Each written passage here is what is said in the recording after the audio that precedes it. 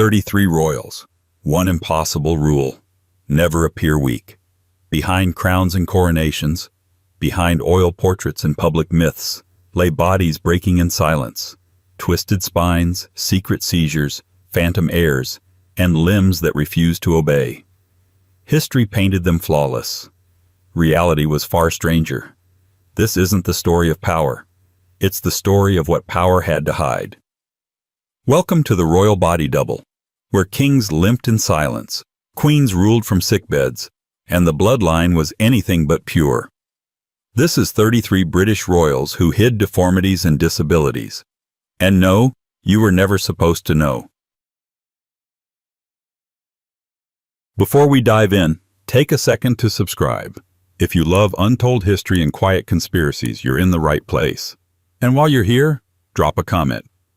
Where in the world are you watching from, and what time is it right now? Midnight in Manchester? Sunrise in Sydney? We want to know who's wandering these royal corridors with us. 1. Richard III. The bones were the first to speak. In 2012, beneath a Leicester parking lot, the remains of Richard III were unearthed.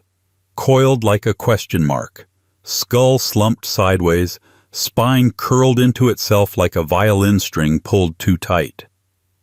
The discovery was a media sensation, but the real revelation wasn't where he'd been dumped, or the battlefield wounds carved into his bones. It was what his skeleton had been trying to hide in plain sight for over 5 centuries. A severe S-shaped scoliosis, twisting his spine by more than 70 degrees. This wasn't news to Shakespeare, of course. He had always painted Richard as a hunchback, a villain made villainous by deformity. But the truth was both simpler and stranger. Richard's condition had been actively concealed during his life, not exaggerated. He wore custom-tailored armor, specially designed to mask the asymmetry of his body. Painters flattered his posture.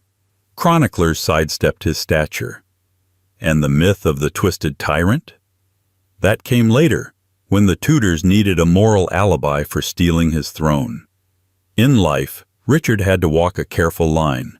The 15th century was not kind to the visibly imperfect. Deformity was read as divine judgment, a sign of inner corruption. Power depended on projection, on appearing whole, composed, chosen. So Richard projected. He was a skilled horseman, an active commander in battle, and an administrator known for fairness, oddly enough. All of that had to be stage-managed to counterbalance one brutal biological fact: a spine that wouldn't behave. There are no records of him complaining. That in itself is a clue.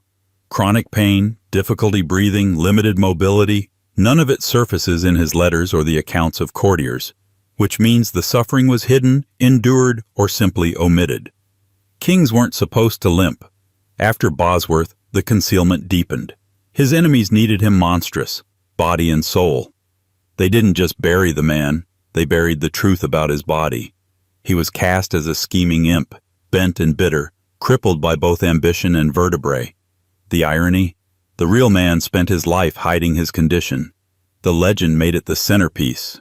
And yet, how could a king so physically marked by scoliosis rise in such a brutal world? The answer lies in what the skeleton couldn't show: control. Richard's entire life was performance. The limp, the armor, the propaganda, it all pointed to a singular truth. He understood how fragile the illusion of power could be. They say he cried, a horse, my kingdom for a horse," before dying on foot, alone, in a muddy field. No one knows if he actually said it. But the irony bites. For a man who spent his life hiding what made him stumble, it was the stumble that finally wrote his ending. But not his epilogue, because centuries later, his bones, stiff, silent, crooked, spoke louder than the myths ever could. Not a villain, not a hero, just a man who bent beneath a crown that never quite fit. And speaking of royal bodies that betrayed their keepers, let's look at a queen who lived with pain not from the spine, but from within the mind. A queen who wore her migraines like invisible thorns in a velvet crown. 2. Mary. Queen of Scots' power didn't kill Mary, Queen of Scots. Not directly. It merely made her suffering quieter. For much of her life, Mary ruled through chronic pain, debilitating migraines, violent enough to induce vomiting, sometimes lasting for days. She inherited them from her father, James V, whose reign ended early and badly. But Mary inherited more than just a headache. She also inherited the duty to pretend she wasn't suffering at all. In 16th century Scotland, a queen's body was not her own. It was a symbol, a statement, a source of dynastic capital. So when that body began to falter, when Mary's vision blurred, when her skull felt like it was cracking from within, there was no public acknowledgement. Only silence, closed doors, and a growing list of royal correspondence written by other hands while she lay curled in agony. The migraines began in her late teens and followed her through 3 marriages, a civil war, imprisonment, and eventual execution. In her letters, those not ghost-written, she hints at her malady, but the tone is always breezy, deferential, even apologetic, as if the pain itself were somehow impolite, as if queens weren't supposed to hurt. But the migraines weren't her only hidden companion. Mary was also plagued by rheumatism, which worsened as she aged. By the time she reached her 40s, her joints ached constantly. She spent long days unable to move without wincing, and even longer nights hiding it all beneath embroidered gowns and formal smiles. Why hide it? Because illness made you weak. And weakness, in a court of knives, was fatal. Even her enemies admitted she had charisma, an aura, a kind of doomed magnetism. That helped. Her beauty became a political weapon, her charm a distraction. But it also deepened the isolation. People saw what they wanted, a tragic queen, yes, but always regal, always radiant.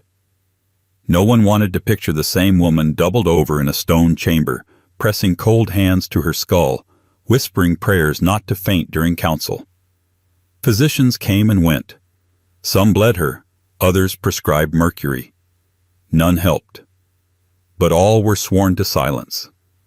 Her ailments were state secrets, not because they were shameful, but because they were dangerous. And yet, despite all this, despite chronic pain, civil unrest, and diplomatic exile, Mary survived longer than most expected. She adapted. She learned when to speak, and more importantly, when to fake wellness. That talent, more than any crown, was what kept her alive as long as it did. Until it didn't. They executed her at age 44. History remembers the red dress, the martyr's performance, the severed head on the block. But the pain didn't start that day. It had been with her for decades, curled beneath her ribs, humming behind her eyes.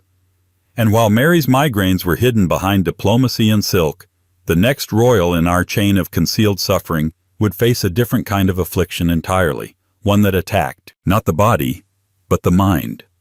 One so dangerous, it had to be erased, redacted, and officially renamed. His name was George III, and they called him Mad. If you've made it this far, you're exactly the kind of curious mind we made this for. So go ahead, hit that subscribe button to stay lost in the stories they tried to bury. And while you're here, tell us in the comments, where are you watching from, and what time is it right now? Are you drifting off in Dublin, or wide awake in Winnipeg at 3 a.m.? We're listening. 3. George III. They called him the Mad King, but madness is just a word people use when they don't understand what they're looking at. George III ruled longer than any monarch before him, 60 years on the throne. He lost the American colonies, survived assassination attempts, navigated global wars, and founded what many consider the modern British monarchy. But behind the powdered wigs, the calm blue portraits, and the clipped public addresses, something was wrong. Very wrong. For decades, he suffered from unpredictable and disturbing episodes, periods of mental disturbance that left courtiers alarmed, Parliament paralyzed, and the public unaware.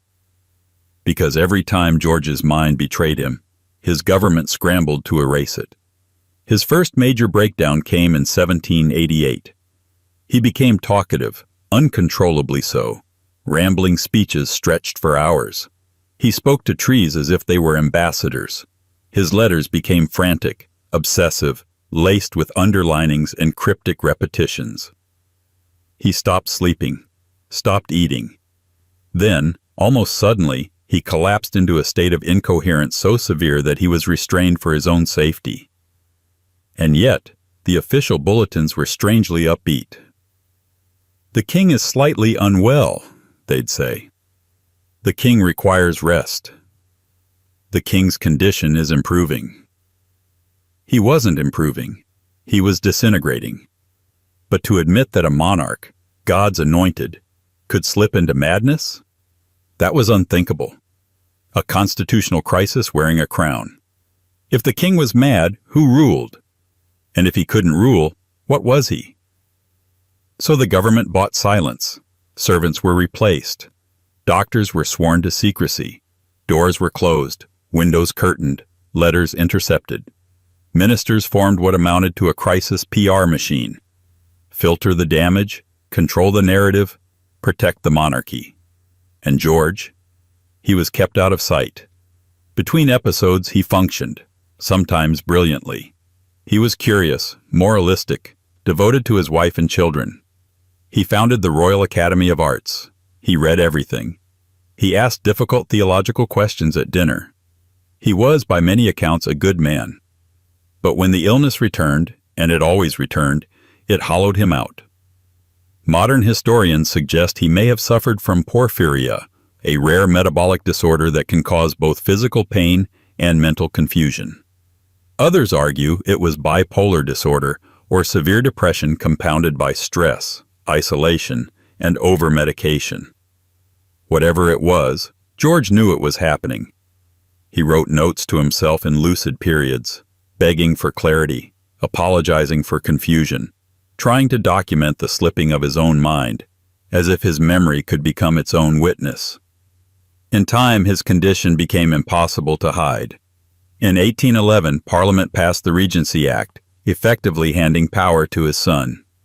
George lived 9 more years, blind, deaf, and completely out of touch with reality.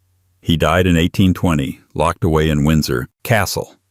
The people mourned a king they had not seen in years, but the damage was already done. The image of a mad king would define him forever. Not the legislation he passed, not the institutions he founded, just the whisper, the rumor, the madness. And yet, for all his suffering, George's story was never treated as a tragedy. It became theatrical, almost comical in retellings.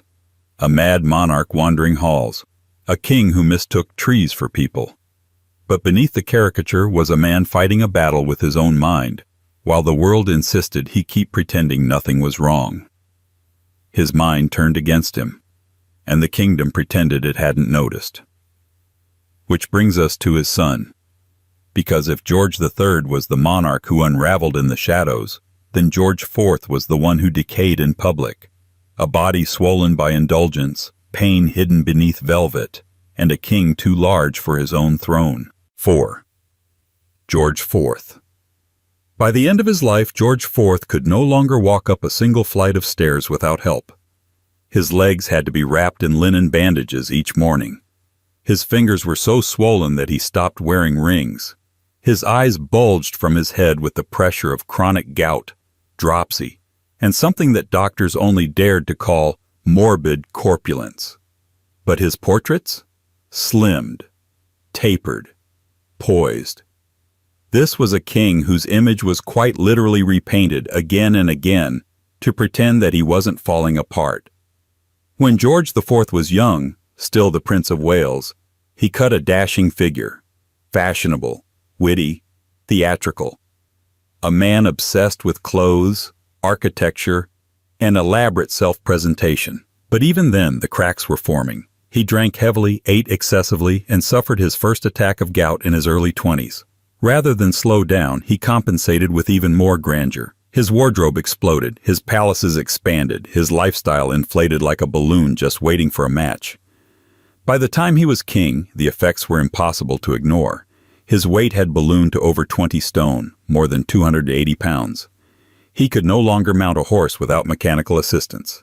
He bathed rarely, wore corsets to compress his stomach, and began avoiding public appearances altogether. But every time a new portrait was commissioned, the image was carefully doctored.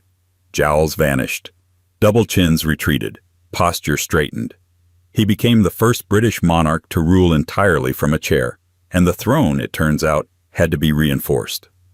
Behind the walls of Windsor and Brighton, George lived in increasing physical agony. Gout ravaged his joints.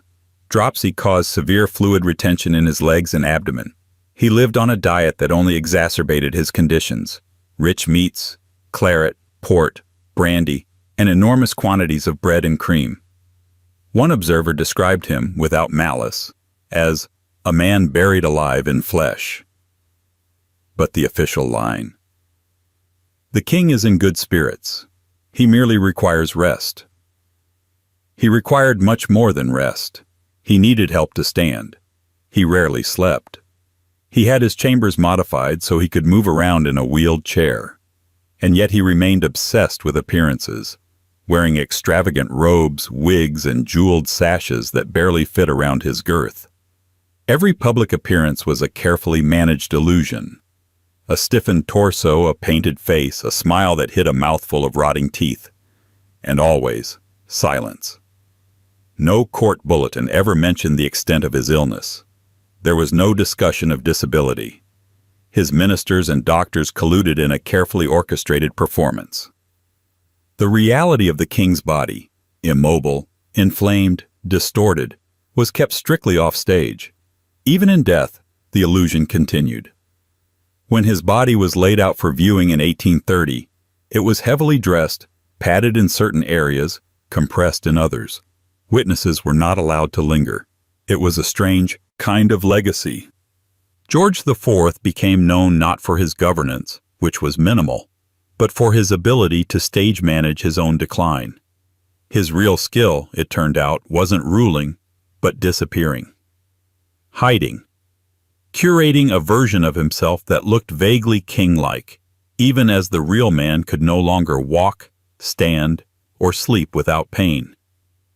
But if George IV hid his body behind velvet and varnish, the next monarch in our descent into royal denial chose a very different tactic: concealment through transformation. Because when your face is scarred and your hair is gone, and your body refuses to look regal, you don't just cover it up. You become a symbol instead, which is precisely what Elizabeth Worsted did. 5.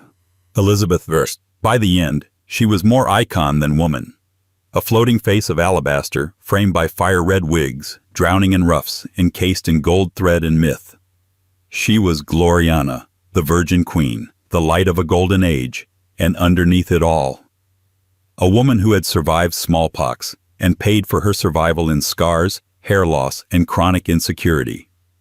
In 1562, Elizabeth nearly died. Smallpox tore through her court, and when it reached her, it hit hard. For days, she was delirious, teetering on the edge of death, her attendants praying, her advisors already scheming over succession. Somehow, she survived. But the price was etched into her skin. Contemporaries noted that the Queen's face was never the same after that. She had been known for her complexion, milk and roses, they said.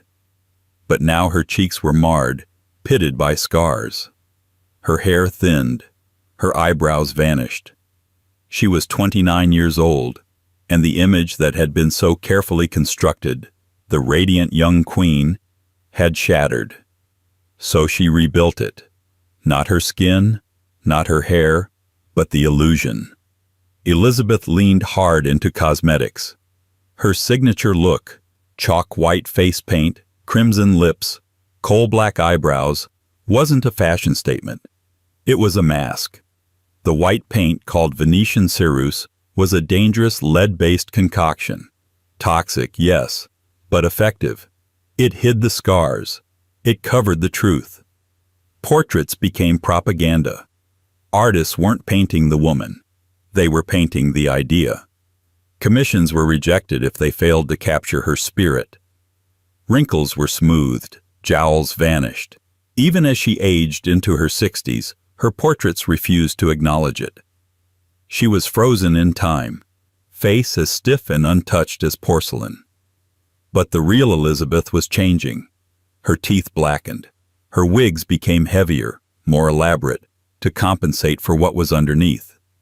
Her hands trembled. Her eyesight faded. She began refusing mirrors.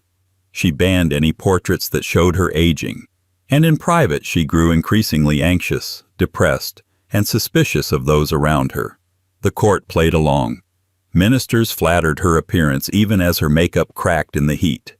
Ambassadors described her as radiant, while whispering letters back home describing her melancholy and restless spirit.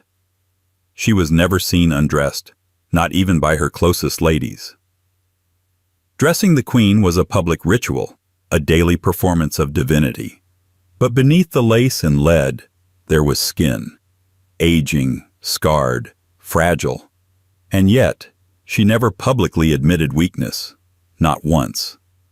To be a woman ruling alone in a world of men was already a liability. To show physical frailty on top of that, unthinkable. Her body had to be transcendent, otherworldly, untouchable. So she turned herself into a living myth, one careful brushstroke at a time. But even myths have their limits. In her final years, Elizabeth began to decline. She suffered from insomnia. She stood for hours without speaking. She refused to lie down, fearing that if she did, she would never rise again. And in the end, she didn't.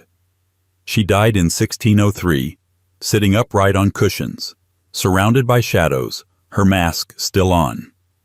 And still, even then, there was no official word of illness, no statement of scars or decline, only silence and legend.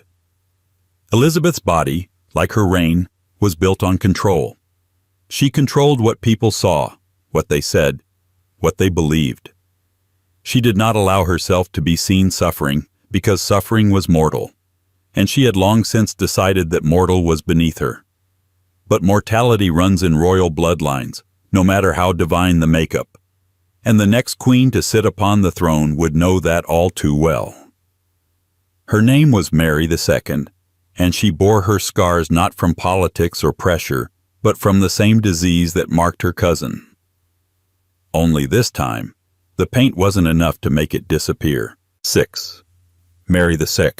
She ruled during a revolution, but her body staged one of its own, quietly, invisibly beneath layers of silk and powder. Mary II is often remembered as half of a political pair. William and Mary, Protestant saviors of England, deliverers of the glorious Revolution. But what tends to be left out, shaved off the edges of the portrait, edited out of the legacy, is that Mary carried the physical legacy of smallpox, just like her cousin Elizabeth before her. The disease nearly killed her. It left her scarred, permanently, across her face and body.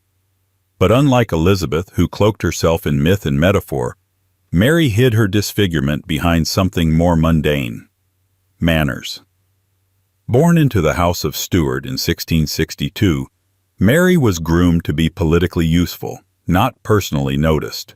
She was tall, striking, and dutiful, qualities that made her a perfect bride for William of Orange, the man her uncle, Charles II, handpicked for Protestant stability.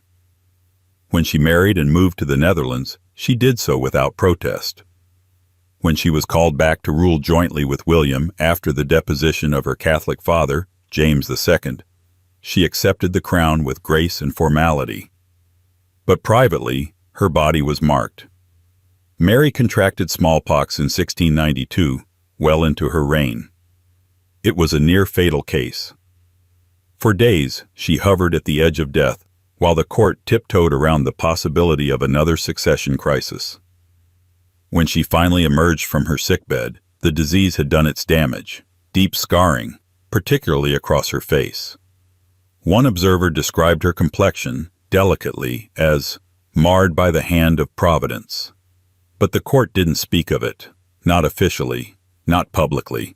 In portraits commissioned after her illness, her skin appears smooth, untouched, flawless. The artists knew better, of course, but they also knew their audience.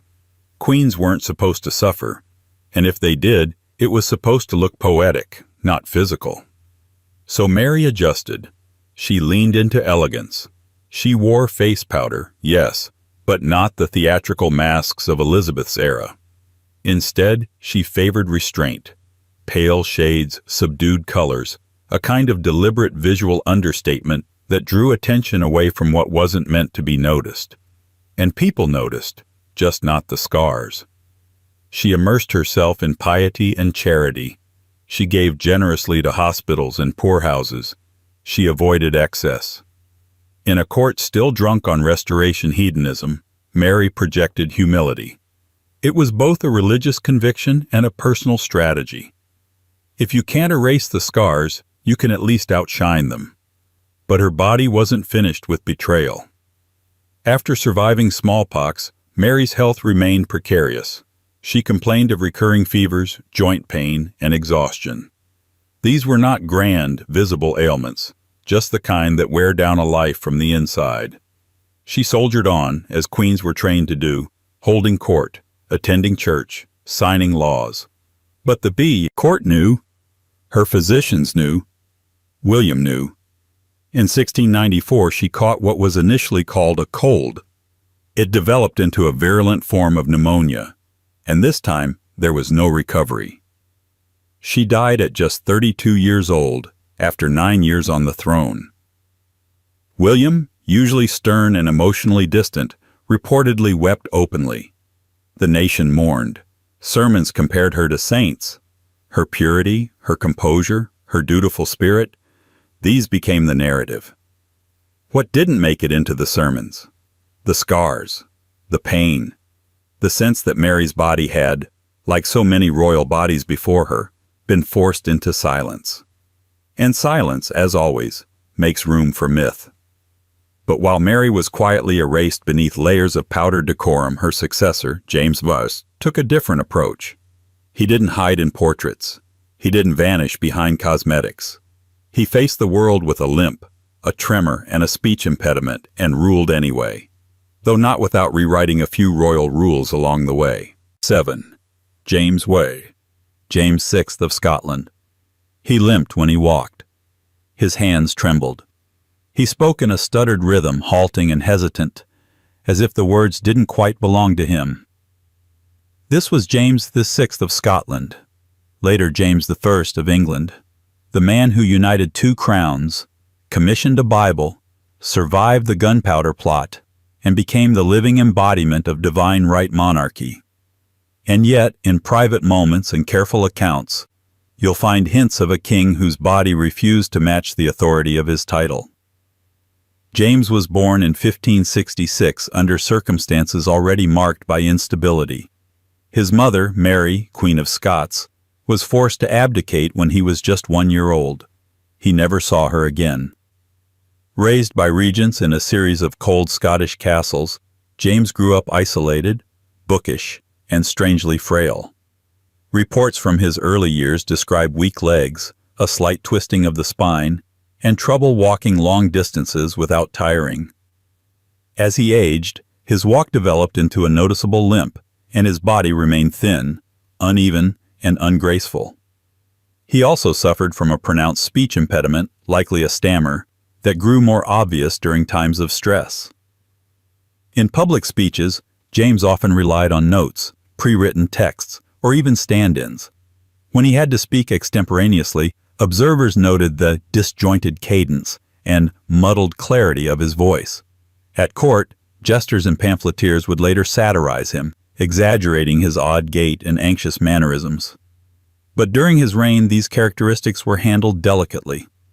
Because while it was one thing to have a peculiar courtier, it was quite another to have a king whose body seemed to betray him. He also experienced nervous tics, including facial twitches and rapid blinking. Some modern scholars have speculated he may have had a neurological condition, possibly Tourette's, or a mild form of cerebral palsy. But in his time, no diagnosis existed. There was only judgment. And so James, like so many royals before him, learned to manage his own image, not through illusion or silence, but through relentless intellect. He compensated, ruthlessly. James read constantly, wrote obsessively, and debated furiously. He published books, Demonology, Basilicon Doron, The True Law of Free Monarchies, using scholarship as armor. He believed that kings were God's lieutenants on earth, and he insisted that his authority came not from popularity or presentation, but from divine ordination. In other words, his body didn't have to be perfect because his soul was chosen. And yet, he remained deeply self-conscious. When portraits were commissioned, artists were told to idealize his figure. His asymmetrical shoulders were softened, his face smoothed, his eyes enlarged. One painter added a full 6 inches to his height in an official coronation canvas. He wasn't fooled, but he allowed the illusion to exist, for the sake of the crown. At court, he surrounded himself with loyal favorites. Most famously, the Duke of Buckingham, whose presence may have helped draw attention away from James's own physical awkwardness. The king's emotional reliance on these companions became political fodder, but he didn't seem to care. In private letters, he referred to himself as an old, feeble body in a young world, yet continued to rule with a tenacity that defied expectation. In many ways, James was the prototype for how to rule while visibly flawed. He did not hide his limp. He did not suppress his stutter. He ruled not as a figure of physical perfection, but as a monarch who insisted his mind was enough. And for a time, it was. But what happens when neither mind nor body can hold the line?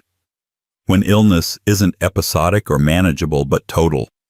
When the monarch ceases to speak, to move, to even recognize the throne? That was the tragic reality of Henry VI, a king who sat on the throne while utterly absent, a royal shell moved by others while the world burned around him. 8. Henry VI. He ruled England, but only sometimes. Henry VI's reign was not so much a story of power as it was a prolonged disappearance. Not because he abdicated or vanished into exile, but because his mind, quite simply, left him. Not once, not briefly, but in long, terrifying silences that no one dared name for what they were. Born in 1421, Henry inherited the throne at just 9 months old after the death of his father, Henry V, England's warrior king and national hero. From the start, Henry was the wrong kind of monarch for a war-torn age. Soft-spoken, passive, devoutly religious, and more interested in church building than military conquest, he was described by contemporaries as a lamb among wolves. But the real tragedy didn't begin with personality. It began when he stopped speaking altogether. In 1453, ironically, the same year Constantinople fell and the medieval world officially tilted, Henry experienced what physicians would later call a catatonic stupor.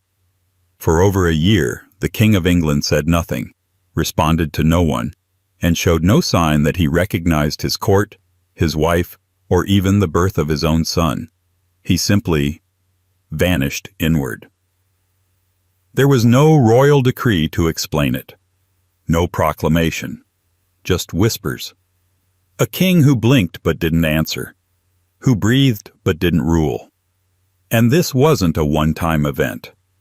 Henry's mental collapses, which modern scholars believe could have been episodes of catatonic schizophrenia, major depressive disorder, or a genetic psychiatric illness, recurred throughout his life.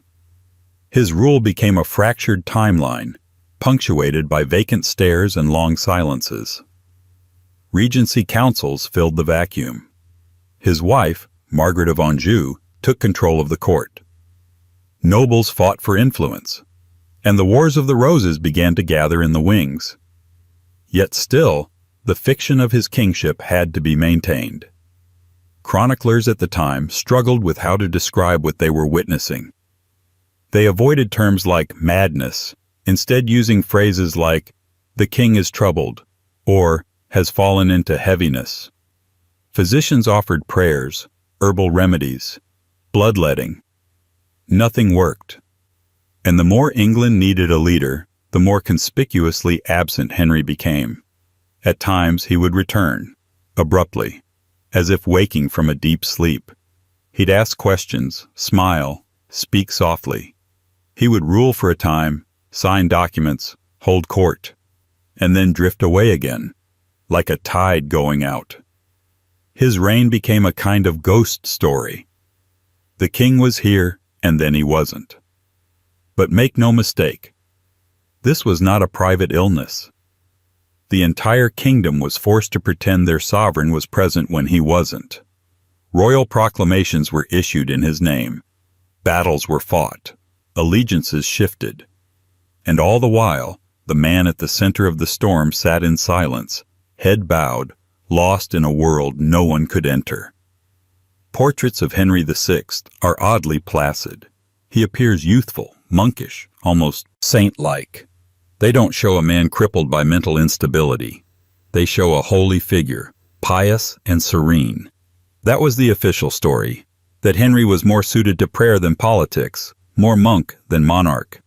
Convenient, harmless, and utterly misleading.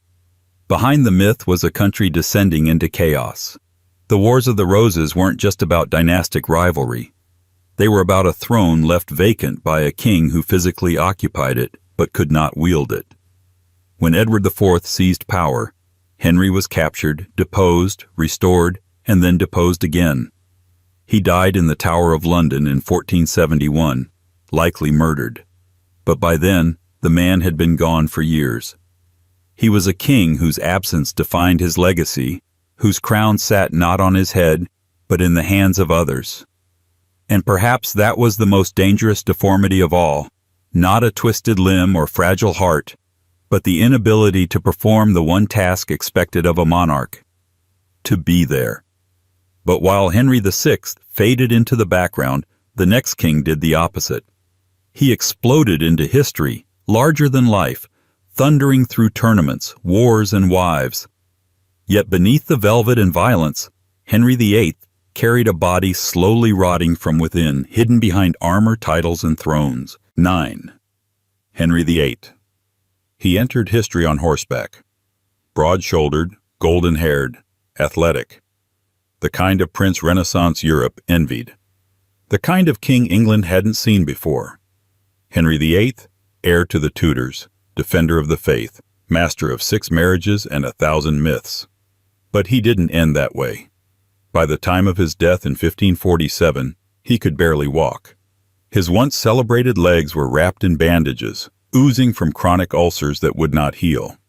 His mood had soured into something cold and explosive, and his court, once built on displays of strength, jousts, hunting, music, had become a tight-lipped circle of handlers trying to keep the truth away from public view, that the most powerful man in England was no longer whole. It started with a fall. In 1536, Henry was thrown from his horse while jousting, an accident serious enough to knock him unconscious for 2 hours. He was 44 years old, and though he recovered, something shifted. The leg wounds he sustained never fully healed.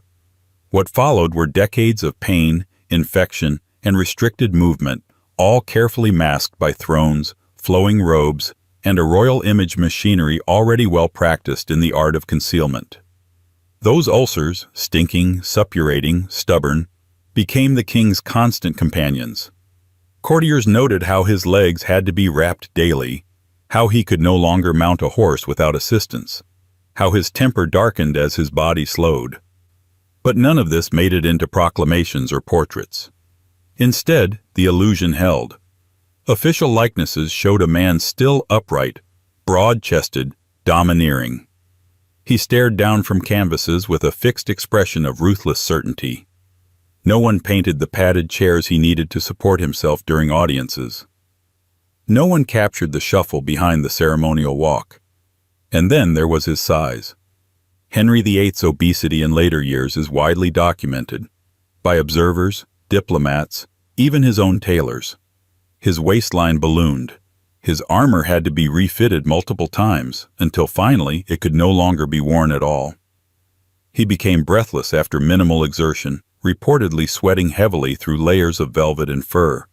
But still, no admission of decline. When foreign ambassadors sent home coded letters about the king's health, they did so carefully, noting, "The king appears less mobile, or somewhat short of breath." Euphemisms. Because telling the truth about a monarch's body was dangerous. It suggested vulnerability. And vulnerability invited ambition, from enemies within and beyond the realm. So Henry's court doubled down. His presence was amplified, even as his mobility shrank. When he could no longer walk through palace halls, others walked for him. Ceremonies were adjusted, thrones were elevated, speeches were read on his behalf. The machinery of monarchy moved with him, slowly, creaking, but still projecting power. Privately, he became increasingly paranoid, isolating himself from all but a few trusted attendants. The pain from his legs was constant. He lashed out at those who displeased him, including wives and advisors. Some historians argue that his mood swings and erratic decisions in later life, executions, reforms, religious turnarounds, were not just political whims, but symptoms of chronic pain, compounded by infection and perhaps even undiagnosed complications from his head injury years earlier. But no one ever called the king disabled. Not to his face, not in writing. Instead, his ailments were either denied, downplayed, or spiritualized. Some claimed his suffering was divine punishment for breaking from Rome. Others whispered it was God testing a righteous ruler. And then one day, the king simply stopped appearing altogether. In his final weeks, his mobility was gone. His ulcers worsened. His body swelled with fluid. He held no audiences, issued no edicts. The voice of the once great monarch fell silent behind closed doors until the official announcement of his death was made, clean and simple. The king had passed. No mention of the stink, the agony, the decades of hidden decline. Just a name, a date, and silence. But while Henry's body broke slowly, with all the resources of a kingdom trying to hide it, his successor would face a more immediate kind of struggle, one that defined every day of her reign. Queen Anne didn't just manage illness. She governed from within it. 10. Queen Anne. They called her Brandy Nan behind her back, an insult wrapped in ridicule, as court gossip often is. But Queen Anne wasn't drunk. She was in pain, constantly, cripplingly, in ways that made the crown feel less like a symbol of majesty and more like a punishment quietly pressing down on her spine. Anne was not born to be queen. She was born the spare, second daughter of James II, and lived most of her early life in the shadows of court hierarchy. But when her Protestant faith became politically useful and her Catholic father was pushed from the throne in the Glorious Revolution, Anne's position shifted sharply. She eventually became queen in 1702, the first monarch of a united Great Britain. By then, she was already broken.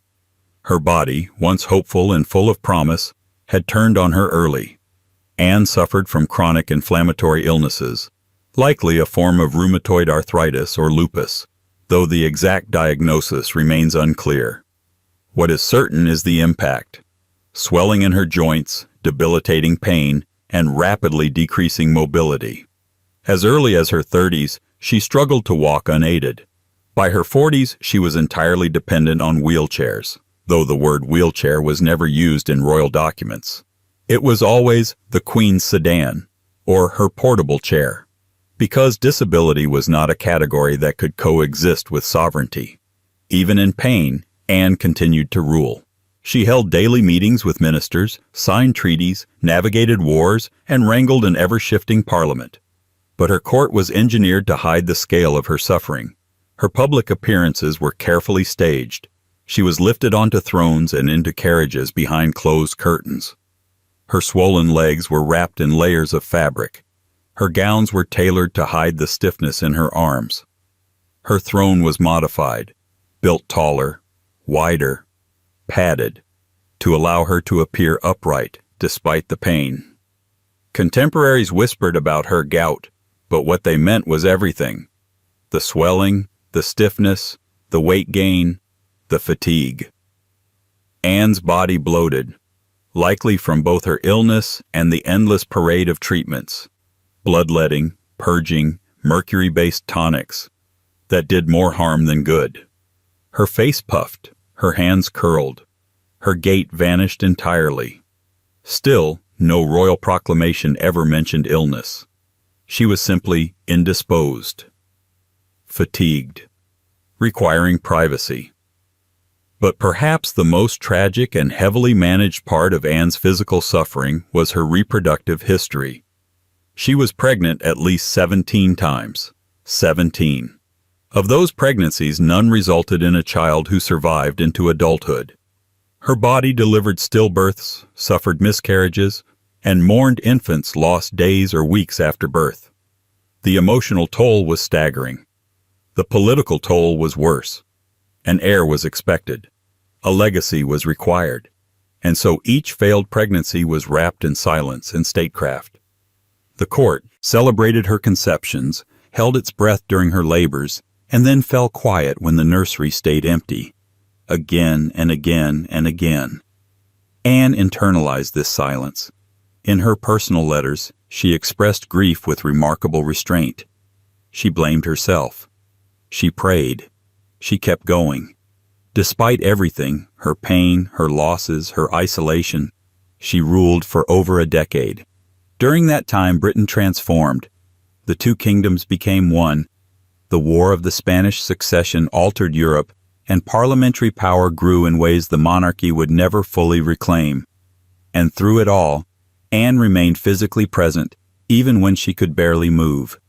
She died in 1714 at age 49, after a long and painful decline. The autopsy described a body overwhelmed by dropsy, her organs failing, her limbs distended. But again, that wasn't what the public was told. Officially, she had died peacefully, a final euphemism, in a life thick with them. Queen Anne was many things: devout, stubborn, politically cautious. But perhaps more than anything, she was a woman who governed from inside a cage of pain, making decisions with swollen fingers, sitting atop a throne that hurt to touch. And yet, her voice never wavered. But the next king's voice did. Literally. Because George VI, 2 centuries later, would inherit not illness of the limbs, but of speech. And in a world now shaped by radio, microphones, and recorded addresses, his stammer couldn't be hidden behind curtains. It had to be defeated or edited out. 11. George VI. When your job is to speak for a nation, a stammer becomes more than a personal affliction. It becomes a constitutional crisis. George VI never wanted the throne.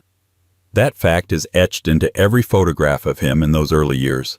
The stiff shoulders, the wary eyes, the slightly defensive tilt of the head. He was born the second son, comfortably hidden behind the future Edward VIII, a spare in every sense. But when Edward abdicated in 1936 for love, or scandal depending on who's telling the story, the crown fell onto George's head like a thunderclap. And suddenly the man who could barely get through a sentence was expected to speak for the entire British Empire. George's stammer had followed him since childhood. It was more than a mere hesitation. It was deep, unpredictable, and often agonizing. The words would back up in his throat, locked behind his jaw, forcing pauses so long they felt like silences. He knew it, and so did everyone else. At court, aides learned to look away politely during these moments. In private life, family members encouraged him to avoid public speaking altogether. But now he was king. A king in the age of radio, when monarchs no longer ruled by decree, but by voice. Broadcast into homes, heard across continents, dissected in newspapers the next morning. A king whose every word could calm or provoke, steady or shake. So the monarchy did what it always does in crisis. It controlled the optics. George began intensive work with speech therapists, most famously Lionel Logue, the Australian whose unorthodox methods would later be immortalized in film. But what the movies often skip is how desperate the real situation was. George wasn't just trying to sound polished, he was trying to survive the role, to prove to the government, to the world, and perhaps most cruelly, to himself, that he wasn't broken. He practiced for hours. He rehearsed each speech dozens of times, breaking them down syllable by syllable. He marked scripts with pauses, emphasized rhythm, and employed techniques like controlled breathing and pacing. But even with all this, the stammer didn't disappear. It simply became invisible to the public. Why? Because palace officials and the BBC developed a system of careful edits and retakes. When a royal broadcast was recorded, engineers would cut around his stumbles. Speeches were sometimes stitched together from multiple takes. Live addresses were minimized. And when they were necessary, George rehearsed to the point of exhaustion. Everything was orchestrated to create the impression of fluency, composure, command. Behind the curtain, it was a different story. He hated speaking. He dreaded ceremonial events. He would become physically tense before every engagement, his hands trembling, his jaw clenched. His wife, Elizabeth, the future Queen Mother, stood by him constantly, offering quiet support, subtle signals, calming presence. Yet despite it all, he became deeply beloved. Precisely because people knew, or at least suspected, that his strength came from struggle. During World War II, as bombs fell over London, George refused to leave the city. He visited bombed-out neighborhoods. He addressed the nation. And yes, sometimes, he stammered. But the people leaned in closer, not away. Because here was a man clearly battling something inside himself and doing it anyway. That quiet perseverance became the cornerstone of his image. Not power, not charisma, but dignity through difficulty. A monarch who didn't rise above struggle, but ruled within it. He died in 1952, aged only 56, exhausted by years of stress and heavy smoking, which had brought on lung disease and heart complications. But his voice, edited though it was, had already become part of Britain's collective memory. Not because it was perfect, but because it wasn't. Because every word you heard had been hard-won. But if George VI ruled with a shaky voice, the next royal in our descent into concealed frailty had once ruled with a fragile body, and a childhood marked by weakness, both physical and political. A monarch who mastered his own disabilities just in time to lose his head. Charles I was never supposed to be strong, but strength, in his case, would become a matter of performance, right until the very end. 12. Charles I. History remembers Charles I for how he died. Stoic, silent, kneeling before the blade. But long before that final, chilling image, Charles was defined by silence of a different kind. The kind imposed by a body that struggled to perform power in a world obsessed with appearances. As a child, Charles was considered weak, not metaphorically, physically. Born the second son of James III and Anne of Denmark, he was sickly from birth. His early years were marked by poor coordination, slow development, and a speech impediment that made even basic conversation a source of dread. He stammered. He paused unpredictably. He would seize up mid-sentence and blink in frustration, searching for words he knew but couldn't release. And then there were his legs. Contemporaries described young Charles as delicate and unsteady. He struggled to walk without support. Some accounts suggest a form of muscle weakness or congenital joint instability. Whatever the root cause, the result was clear. The boy who would become king limped, physically and socially, through the royal court. His parents tried to shield him. Tutors were brought in to train his voice. Exercises were designed to strengthen his limbs. He was made to practice speeches alone for hours, walk in long corridors, and ride horses with specially built saddles to compensate for balance issues. His early education was not just academic, it was rehabilitative, a crash course in becoming visually acceptable. By the time his older brother Henry died and Charles became heir, the pressure tripled. A prince could be quiet. A king could not be weak. So Charles cultivated silence, not of absence, but of control. He learned to speak slowly, deliberately. The stammer never vanished, but it was disguised, smoothed by formality, hidden behind protocol. His limp became less visible as his movements were staged, his appearances carefully orchestrated, his public exposure limited. He developed a love of ceremony, structure, and control. Not coincidentally, his reign would be marked by rigid absolutism, constitutional crises, and escalating conflict with Parliament. To Charles, order was not optional. It was survival. His body had taught him that. His childhood frailty had carved a deep need for dignity, for invulnerability, for stillness. Ironically, it was that same rigidity that led to his downfall. Refusing compromise, he was eventually captured, tried, and executed. But when the moment came, on a bitter January morning in 1649, Charles stood tall, walked without stumbling, spoke without faltering. The limp and the stammer were gone, at least for that hour. To many, that final composure made him a martyr. To others, it was a tragic irony, a king who spent his life hiding his body and who became immortal only by losing it. But before Charles lost his crown, another monarch had learned how to lose breath itself, William III, who ruled with authority even as his lungs betrayed him, coughing in private while commanding in public. 13. William III. William III was never built for public affection. Cold, reserved, austere, he ruled from a distance, both emotionally and physically. But behind that chilly exterior was a constant, wheezing companion, a lifelong battle with asthma, a condition that shaped not just his health, but his entire approach to monarchy.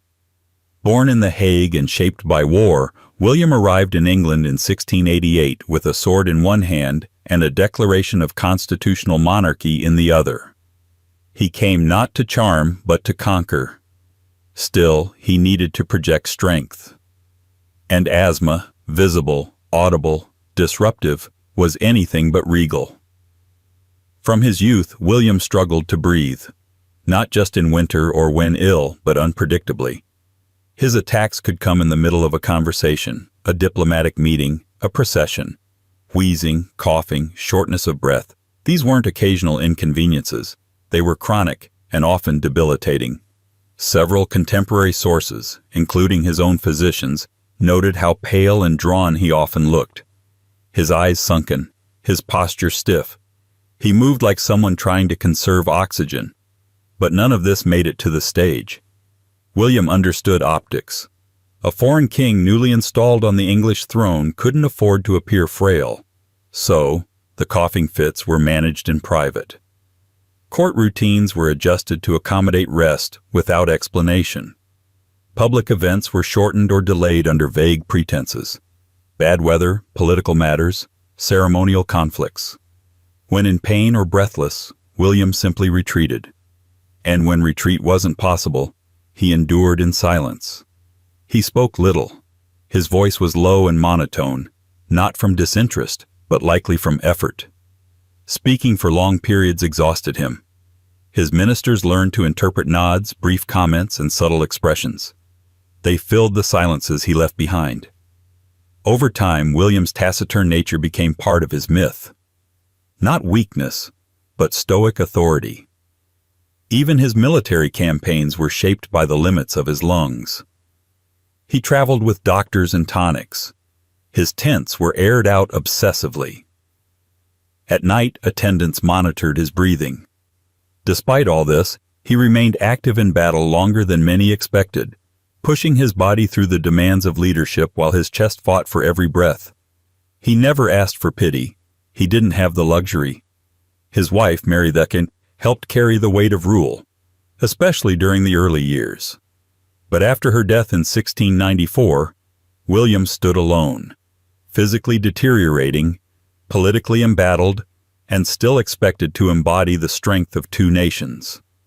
He died in 1702 after falling from a horse, his lungs weakened, his body frail. But his legacy endured. The Glorious Revolution, the Bill of Rights, the Protestant succession. A king who shaped modern Britain between shallow breaths, and whose silences spoke louder than his wheezing ever did. And yet, even William's carefully hidden breathlessness pales next to the next royal on our path. A princess born to an empire, sculpted into perfection, yet quietly marked by a hidden twist in her spine. Her name was Victoria, but not the queen. Her daughter, the empress who never stood quite straight. 14. Victoria, Princess Royal. She was her mother's favorite, the firstborn of Queen Victoria and Prince Albert, and a political experiment wrapped in royal lace. Victoria, Princess Royal, was raised not just as a child, but as a symbol of dynasty, diplomacy, and Victorian perfection. Groomed to become an empress, a wife, a beacon of British virtue transplanted to the German states, and for the most part she played the role seamlessly. Intelligent, fluent in multiple languages, politically astute, and artistically gifted.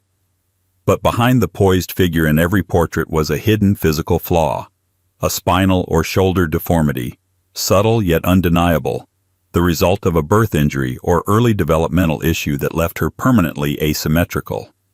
It was not pronounced, not dramatic, not something that required a cane or wheelchair.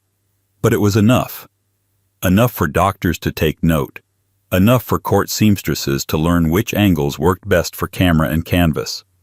Enough that her mother, who had built her identity on emotional repression and ironclad decorum, noticed immediately and never stopped correcting. Queen Victoria, in her letters, expressed thinly veiled frustration. She referred to her daughter's posture with words like awkward, ungraceful, or unbecoming. She demanded constant improvements, tighter corsets, straighter shoulders, more discipline. She urged Prince Albert to oversee posture exercises and riding lessons.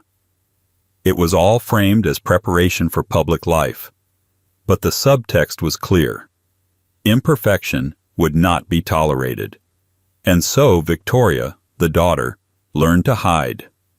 She mastered the visual performance of symmetry, chin high, eyes level, shoulders balanced, even when her body pulled slightly off-center. She stood for portraits with practiced angles. Artists, of course, painted what was expected, not what was real. In formal images, her figure appears upright, her stance composed. But informal sketches hint at a curve, a slight drop in one shoulder, a turn that suggests constraint rather than grace. When she married Frederick, Crown Prince of Prussia, and moved to Berlin, she carried her secret with her. Among the stiff formality of the Prussian court, appearance mattered more than ever. She wore layers of structured fabric, rigid corsetry, and high collars, not simply for fashion, but to compensate. Her discomfort was buried beneath velvet and duty. Still, whispers persisted. Her critics in Germany, who resented her British liberalism, sometimes seized on her strangeness, her posture, her perceived stiffness, and used it to question her strength, her femininity, even her loyalty.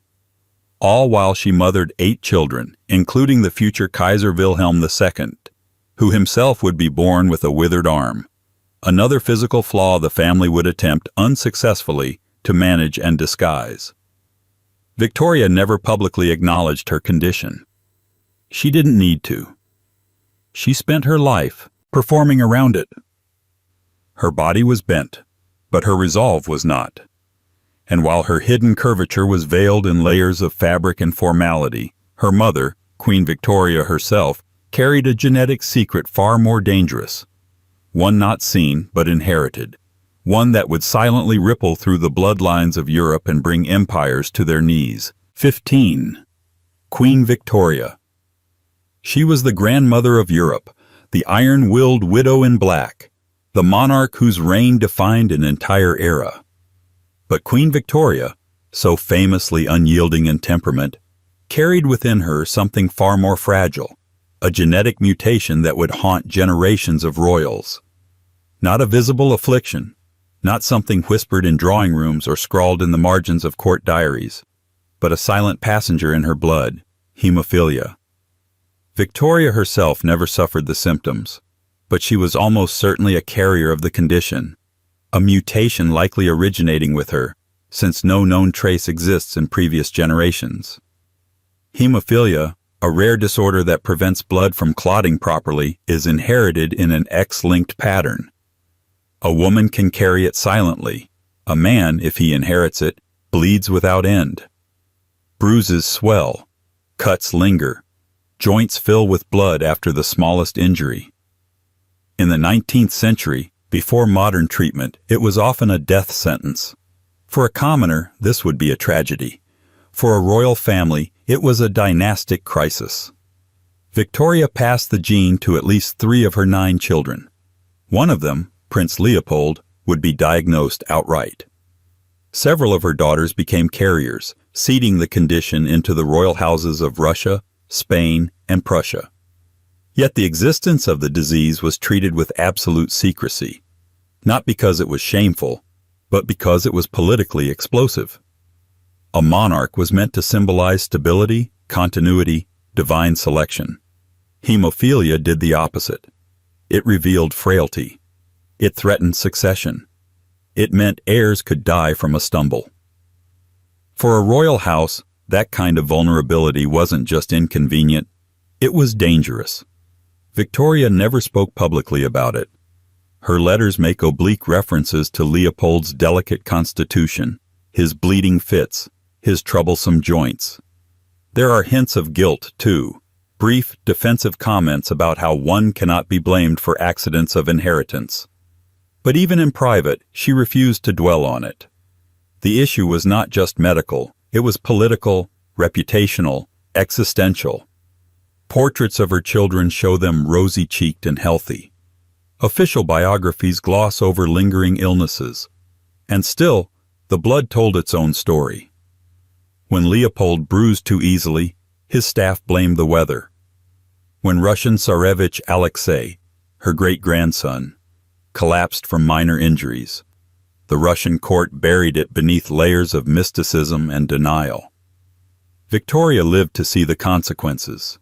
She watched as her descendants married into foreign courts, unknowingly spreading the condition. She saw the complications, the injuries, the quiet deaths. But she never acknowledged the thread connecting them all.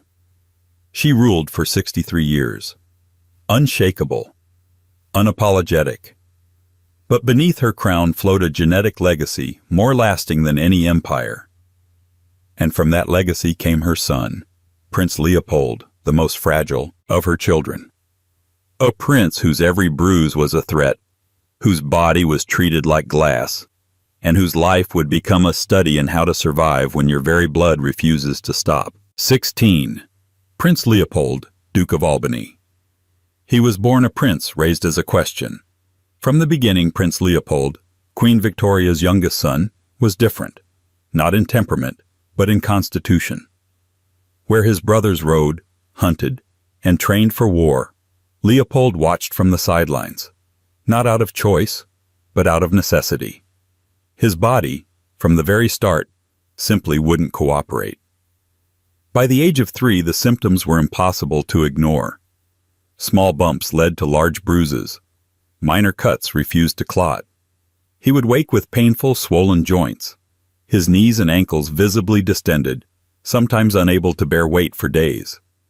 It was the signature curse of hemophilia, the blood disorder his mother had unknowingly passed down to him. But while others could afford to acknowledge illness, royalty had only one acceptable posture: strength. So the diagnosis was never officially named in public, not once. In private, the royal household whispered of his condition, his delicacy, his fragility. Servants were instructed not to speak of his injuries. His tutors were trained to accommodate his limitations without drawing attention to them. Even his mother, Queen Victoria, who adored him, refused to let illness define him. He must have a full life, she insisted, not a sick-room existence. And so Leopold tried, desperately. He was bright, arguably the most intellectually gifted of Victoria's sons. He attended Oxford, studied the classics, befriended artists, writers, scientists. He loved poetry and philosophy. But behind the scholarly charm was a boy raised in a palace of caution. Every outing was measured, every activity calculated. The royal physicians became a permanent presence, always nearby, always watching. His condition wasn't just physical, it was political. An heir who could bleed to death from a slip on the stairs posed a dynastic risk. Marriage, succession, even basic public appearances had to be negotiated around his health. His family debated whether he should marry at all, fearing the disease might be passed on. Leopold pushed back. He wanted more than his sick room. He wanted a life. Eventually, he married Princess Helena of Waldeck and Pyrmont. Their union was happy but brief. They had 2 children, one of whom, Alice, would become a carrier herself, ensuring the disease continued its quiet march through European royalty. In 1884, while traveling in Cannes, Leopold slipped and fell. The injury wasn't major by most standards. But for him, it was fatal. Internal bleeding set in. There was no cure, no treatment. He died at just 30 years old. The press mourned him as a scholar prince, a gentle soul. But the full truth of his condition remained veiled. Not out of shame, out of strategy. The British royal family had no room for weakness that might threaten its image of permanence. And yet, the same genetic burden that took Leopold would quietly mark his sisters.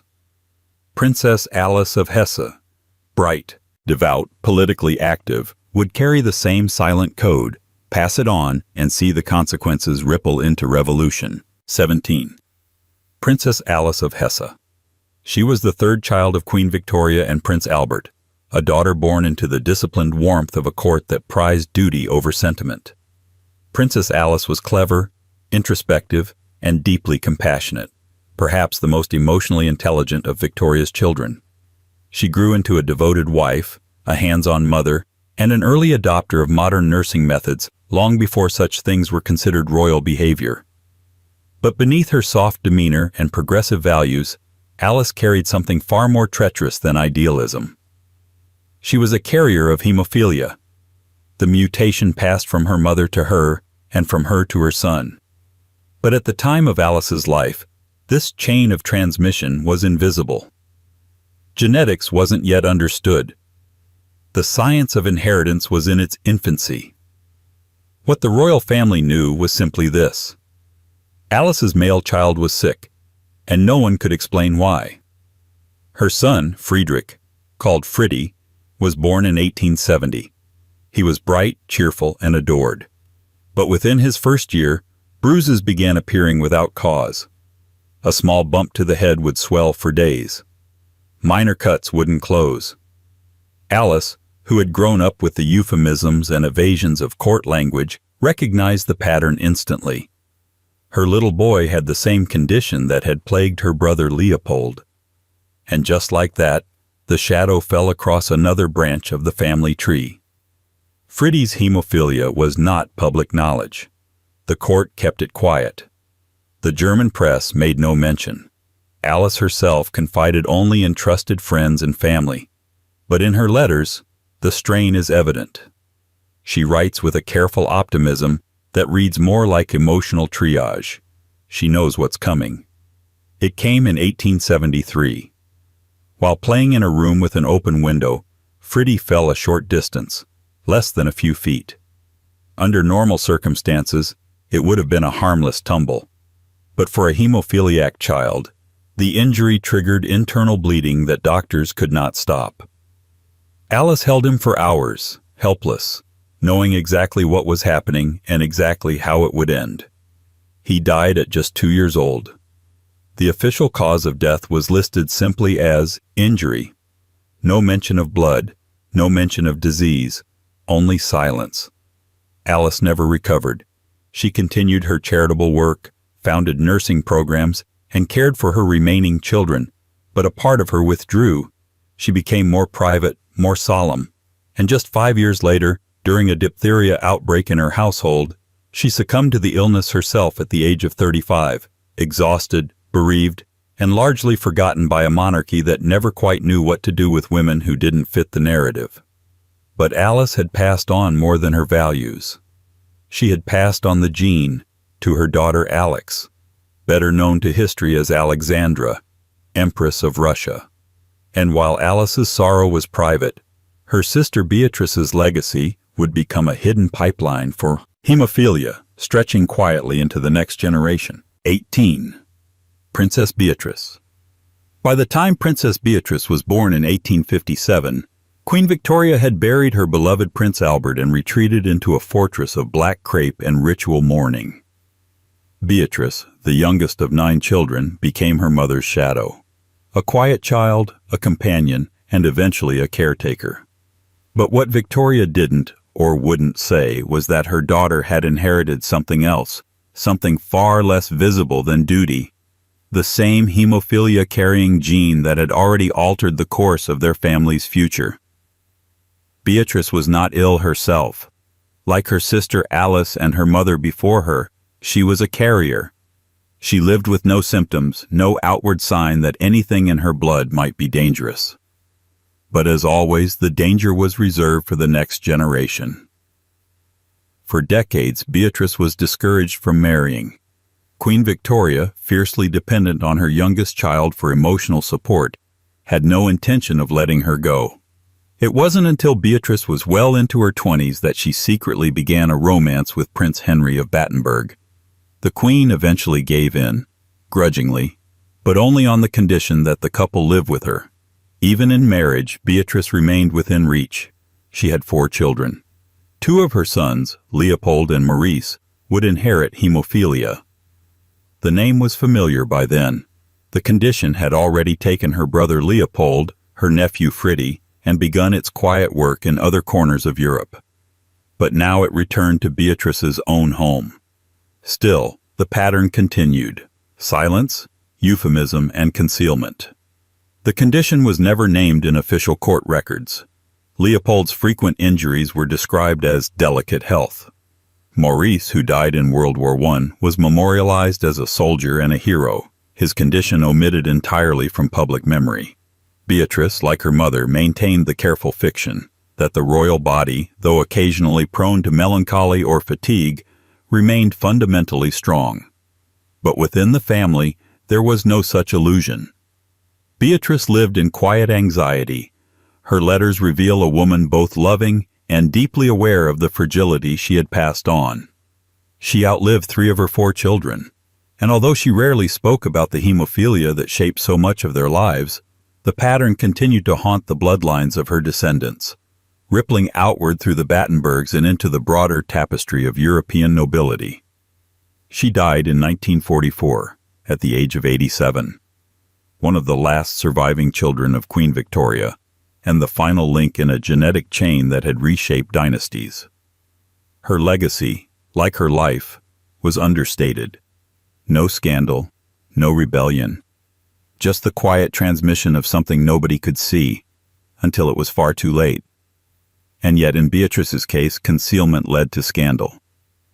Because her daughter-in-law, Victoria Eugenie of Battenberg, would marry into the Spanish royal family and bring hemophilia with her. The result wasn't just tragedy, it was national chaos, and it was never supposed to happen. 19. Victoria Eugenie of Battenberg. She was born royal, but not quite royal enough. Victoria Eugenie, granddaughter of Queen Victoria, daughter of Princess Beatrice, and yet always slightly on the margins of true power. Her early life was filled with courtly half-shadows. A royal name, but not a royal house. Privilege, but not primacy. Until one day she was chosen, not by fate, but by a king in search of a wife. And with that choice, she became Queen of Spain, and the unwitting carrier of a genetic time bomb. In 1906, she married King Alfonso XIV of Spain, a union orchestrated as both a romantic gesture and a diplomatic coup. British and Spanish royalty entwined, Protestant blood embraced by Catholic tradition, a modern queen consort imported from Windsor to Madrid. The Spanish public, skeptical from the start, eyed her coolly. She was foreign, Protestant at first, and above all, English. But none of that compared to the scandal that followed. From her mother, Princess Beatrice, Victoria Eugenie had inherited the hemophilia gene. Like her mother and grandmother before her, she showed no signs of illness herself. There was no test, no confirmation, no way to know for certain, until she began having children. Her first son, Alfonso, was born in 1907. Within months, it became clear something was wrong. Minor injuries caused major bleeding. The child bruised easily, bled often, and recovered slowly. The king, stunned, began asking questions. Doctors gave answers in cautious Latin. And quietly, the truth surfaced. The new queen had brought hemophilia into the Spanish royal bloodline. The king was furious. He accused Victoria Eugenie of ruining the family, of infecting the heirs to the throne. Their relationship, never particularly close, soured rapidly. Though they remained married in name, Alfonso took lovers, spent long periods away from court, and publicly distanced himself from his wife. She, in turn, devoted herself to her children and charitable work, enduring whispers in the palace and suspicion in the press. 2 of her sons were confirmed hemophiliacs. Both lived lives of cautious confinement. The eldest, Alfonso, was forced to renounce his rights to the throne in order to marry a commoner. The younger, Gonzalo, died at 19 from internal bleeding after a minor car accident. The Spanish public, already weary of monarchy, saw weakness, failure, a curse. Hemophilia became more than a medical condition. It became a political symbol. And Victoria Eugenie, though not to blame, bore the brunt of it. She withdrew from court life, lived largely abroad, and watched from afar as the monarchy she had married into collapsed into exile in 1931. She died in 1969, long after her husband, long after her kingdom, and long after the scandal faded from public memory. But the damage had been done. A gene passed in silence had cost her more than reputation. It had helped unravel a crown. And while Victoria Eugenie was exiled by genetics, the next royal was hidden altogether. Not because he was dangerous, but because he was different. A child who shook, stared, and couldn't be explained. His name was Prince John, and they kept him out of sight. 20. Prince John. He was the forgotten son, the 6th child of King George V and Queen Mary, and the one who quietly disappeared from public life before he ever had the chance to be remembered. Prince John, born in 1905, came into the world with all the expectations of royalty, until it became clear that he would never quite fit the frame built for him. At first he was simply described as high-spirited, or a little difficult. He was cheerful, energetic, full of nervous laughter and unpredictable movement. But as he grew, his behavior began to diverge further from his siblings. He had difficulty focusing. He startled easily. His speech developed slowly, and his social skills lagged behind. Eventually, seizures began. Today, we'd likely understand Prince John as a child with epilepsy and signs of autism, or a developmental disability. But in the early 20th century, there was no such language. Only silence, discomfort, and a deep royal instinct to protect the image of the family above all else. At age 4, John's seizures became frequent. His condition was labeled unstable and delicate. Soon after, he vanished from official royal duties entirely. There was no announcement, no medical explanation, no palace statement. He was simply moved. In 1917, he was relocated to Wood Farm, a modest house on the Sandringham estate. It was presented as a peaceful retreat, a place for quiet and recovery. In reality, it was a kind of soft exile, a royal solution for a child who could not be made to perform the expectations of monarchy. There, he lived with a nanny, a tutor, and a handful of attendants, far from the public eye and largely separated from his siblings. His parents visited occasionally but distantly. His older brother Edward, later Edward VIII, described him with barely veiled contempt as more of an animal than anything else. But those who actually lived with John described a very different boy, curious, kind, deeply attached to nature, and able to experience joy when not under pressure to conform. He died in 1919 at just 13 years old, following a severe seizure during the night. The public was informed after the fact. Most had never known there was a sixth son. His funeral was small, his headstone plain. The royal family expressed sorrow, but also, in their own words, relief. The burden was over. The secret could now rest. But Prince John never needed to be a secret. His life, though brief and tightly controlled, reveals an unspoken truth about monarchy, that there has never been space for those who don't fit the mold. Not if they shake, not if they wander, not if they cannot be managed. And while John was tucked away in the quiet countryside, the next child king would be kept in the spotlight even as his body began to vanish before their eyes. Edward VI, the longed-for Tudor heir, was dying by inches, and England insisted he was thriving. 21. Edward VI. He was the son they'd all been waiting for. The miracle boy, the Protestant prince, the child who would secure the Tudor dynasty once and for all. Edward VI, born in 1537 to Henry VIII and Jane Seymour, arrived amid national celebration and unbearable pressure. His mother died just days later, and from that moment forward, Edward's life belonged not to himself, but to the image of an unbreakable heir. But the image was a lie. Even as a boy, Edward was sickly, though this truth was kept behind thick palace walls. Contemporary accounts described him as clever, pious, bookish, traits that doubled as distractions. He was small, slight, pale, prone to illness and fatigue. He didn't ride well. He didn't eat much. His tutors noted his brilliance but also his frailty. Still, the narrative was maintained. The prince was healthy, vibrant, destined to lead a reformed England into golden light. That narrative collapsed in his teenage years. By the time Edward was 14, his health had taken a sharp decline. Historical consensus suggests he suffered from a progressive wasting illness, likely tuberculosis, though other theories have included pneumonia or chronic infections exacerbated by stress and overexertion. What's certain is that his body began to wither.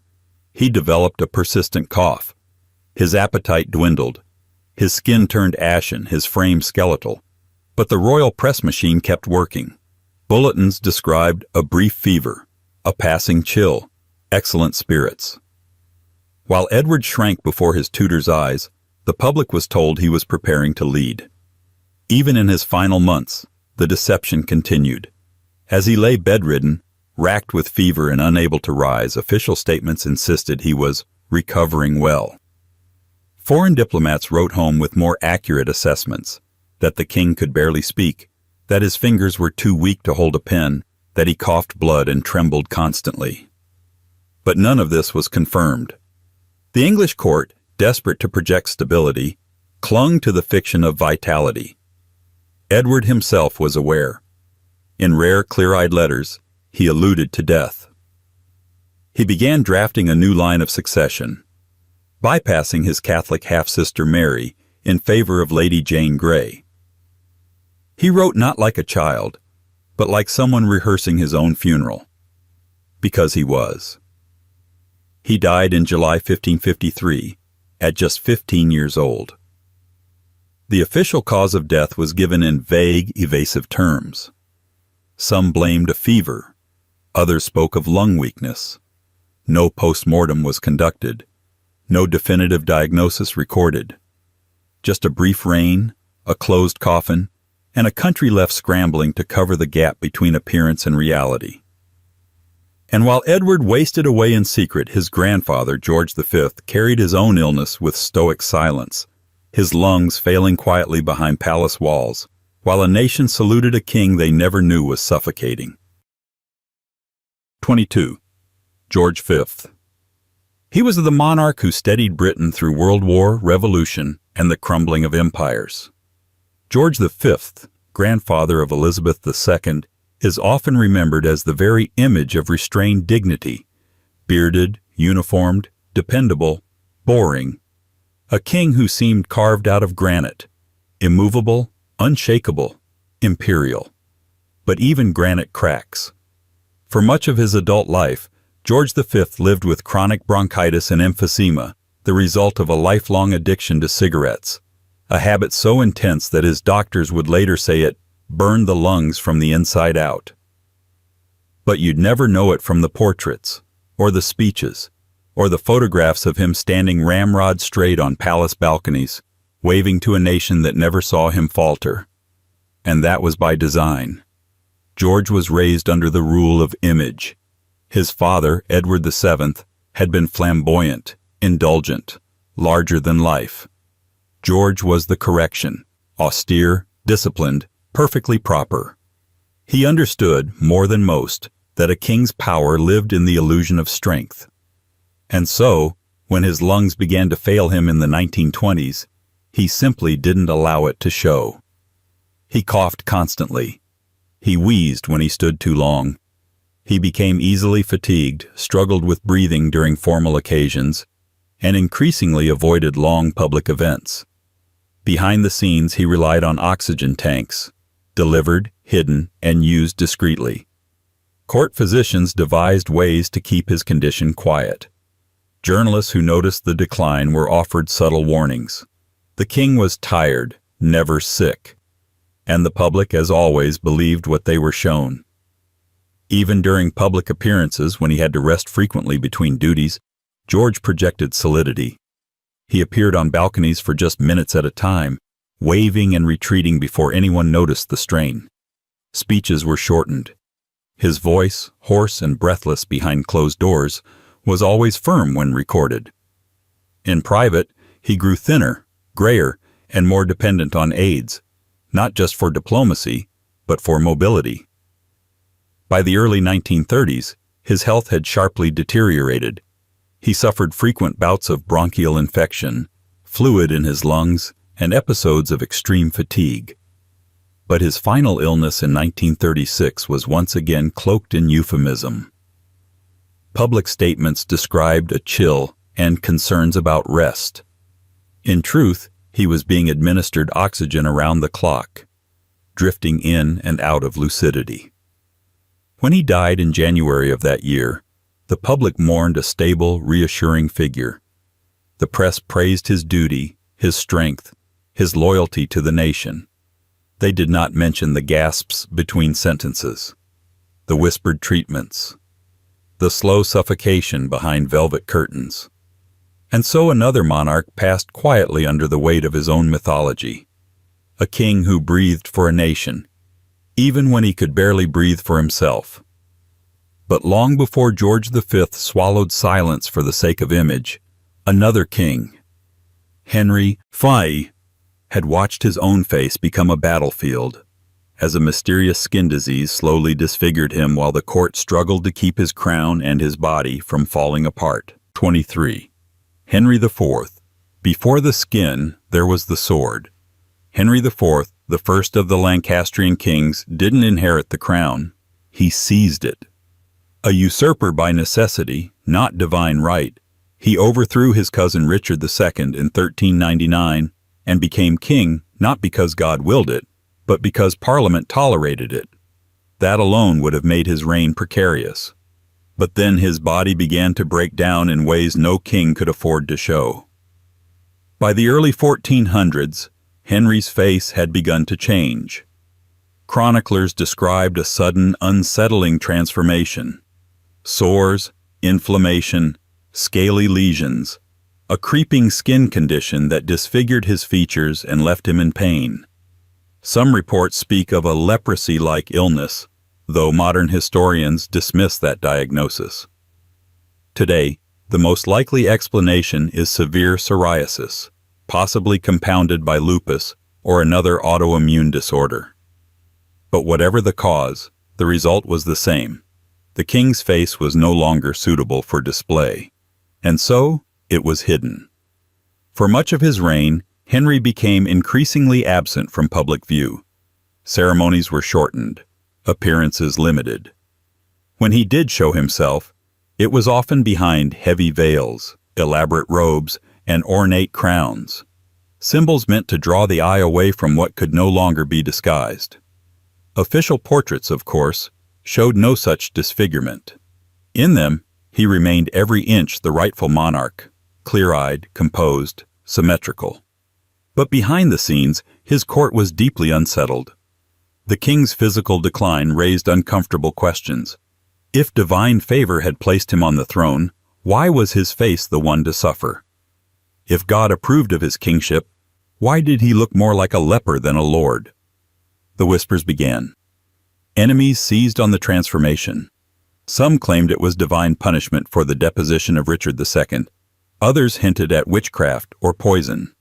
Even allies found it difficult to explain. Chroniclers who supported Henry sidestepped the details, referring vaguely to illness, fevers, or holy suffering. Medical records, such as they were, described abscesses and eruptions, but never committed to a diagnosis. The mystery was politically safer than the truth. His health fluctuated for years. At times he seemed to recover, only to relapse. During long absences from court, rumors circulated that he had died, or worse, gone mad. But always he reappeared just in time, cloaked in ermine and rhetoric, reminding everyone that he was still king, even if his own skin no longer cooperated. He died in 1413, aged around 45, his body reportedly worn out by illness. No autopsy, no formal explanation. Just a quiet burial and a reign remembered for unrest, rebellion, and a face too complicated for history to properly record. And while Henry's affliction disfigured his face, his daughter-in-law Caroline of Ansbach would endure a hidden agony of her own, not in her skin but deep within her body, where a secret hernia grew over decades until it could no longer be kept behind lace and protocol. 24. Caroline of Ansbach. By all appearances, Queen Caroline of Ansbach was the picture of Hanoverian refinement, cultured, clever, politically astute, and always impeccably dressed. As queen consort to George II, she moved through court life with practiced elegance, a quiet force behind the throne. But behind her layered silks and sharp diplomacy, Caroline was enduring a physical torment that would go unspoken for years, a slow-growing, painful umbilical hernia. It wasn't an uncommon condition, especially for a woman who had borne 8 children. But in Caroline's case, the hernia became chronic and severe, causing ongoing pain, swelling, and eventually disfigurement. And yet, no one outside her closest circle knew, because Caroline, like so many royal women before her, understood the dangerous politics of weakness. In the 18th century, a queen was not expected to be strong. She was expected to be invulnerable in the ways that mattered. Graceful, fertile, composed. Illness was something to be endured privately, even more so when it affected the abdomen, a place already charged with the pressure of reproductive expectations. Caroline did what royal women had long been trained to do. She hid it. Her wardrobe helped. The wide panniers of Georgian court fashion disguised much more than just waistlines. They concealed bandages, braces, and the subtle signs of physical strain. Her posture grew more rigid with time, not just out of formality, but necessity. Pain was kept in check by silence, not absence. She continued to attend functions, host dignitaries, advise her husband, and appear publicly as though nothing were wrong. Behind the scenes, she was in increasing agony. As the hernia worsened, it began to interfere with her mobility. Walking became difficult. Standing for long periods, nearly impossible. She suffered intestinal discomfort, fatigue, and recurring infections. Still, she refused to give up her role. She was, in many ways, the backbone of George II's court, managing political relationships, soothing factional rivalries, and even acting as regent in his absence. Her influence was real, but her suffering was treated like a rumor no one dared confirm. Then, in November 1737, Caroline collapsed. She had concealed the hernia for too long.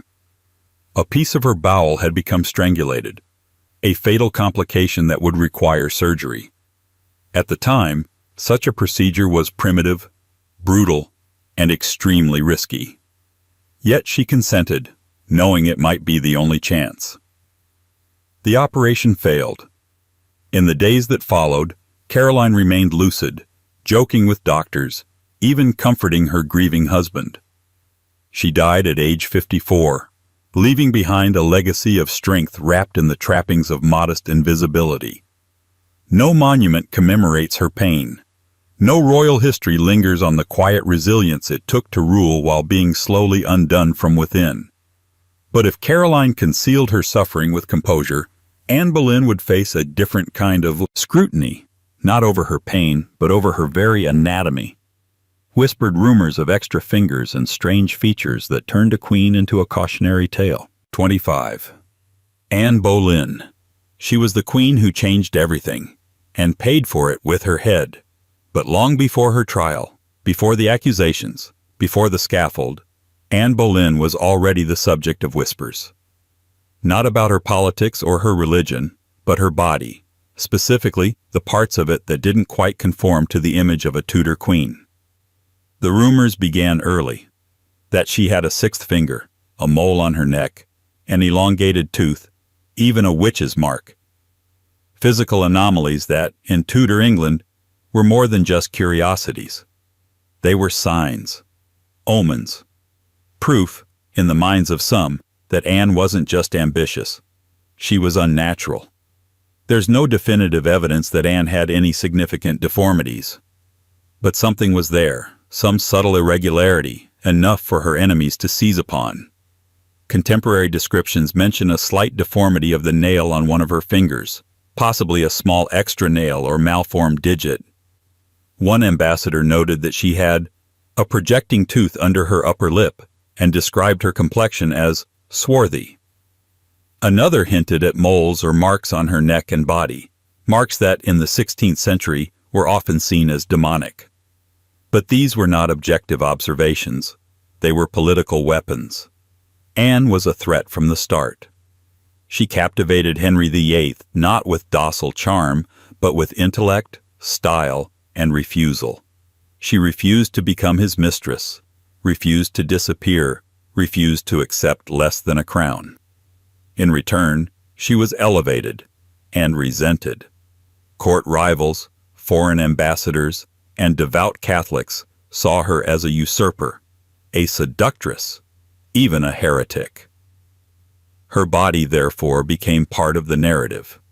When her downfall came in 1536, the gossip about her physical deformities escalated. Enemies painted her as both morally and physically corrupt, a queen with the devil's fingerprints on her skin. Accusations of adultery and treason were laced with references to unnatural traits. Her supposed extra finger became a symbol, not of difference, but of danger. And yet, every known portrait of Anne shows nothing unusual. Every personal account from those who supported her, ladies-in-waiting, close confidants, omits any mention of deformity. It's entirely possible that Anne had nothing more than a slight imperfection, exaggerated by the forces that wanted her gone. But it worked. The whispers served their purpose. By the time she was led to the scaffold, Anne was no longer a woman in the public imagination. She was a symbol of corruption, excess, and moral decay. Her alleged physical flaws were used to explain her fate, as if her body had been warning them all along. And while Anne's marks may have been mythologized, her stepdaughter Mary Verst would experience a far more public and far more haunting battle with her body, one that swelled with the promise of life, only to deliver emptiness again and again in full view of the nation. 26. Camilla and Charles's decades-long affair. Before she was queen, she was a scandal. Before he was king, he was a punchline.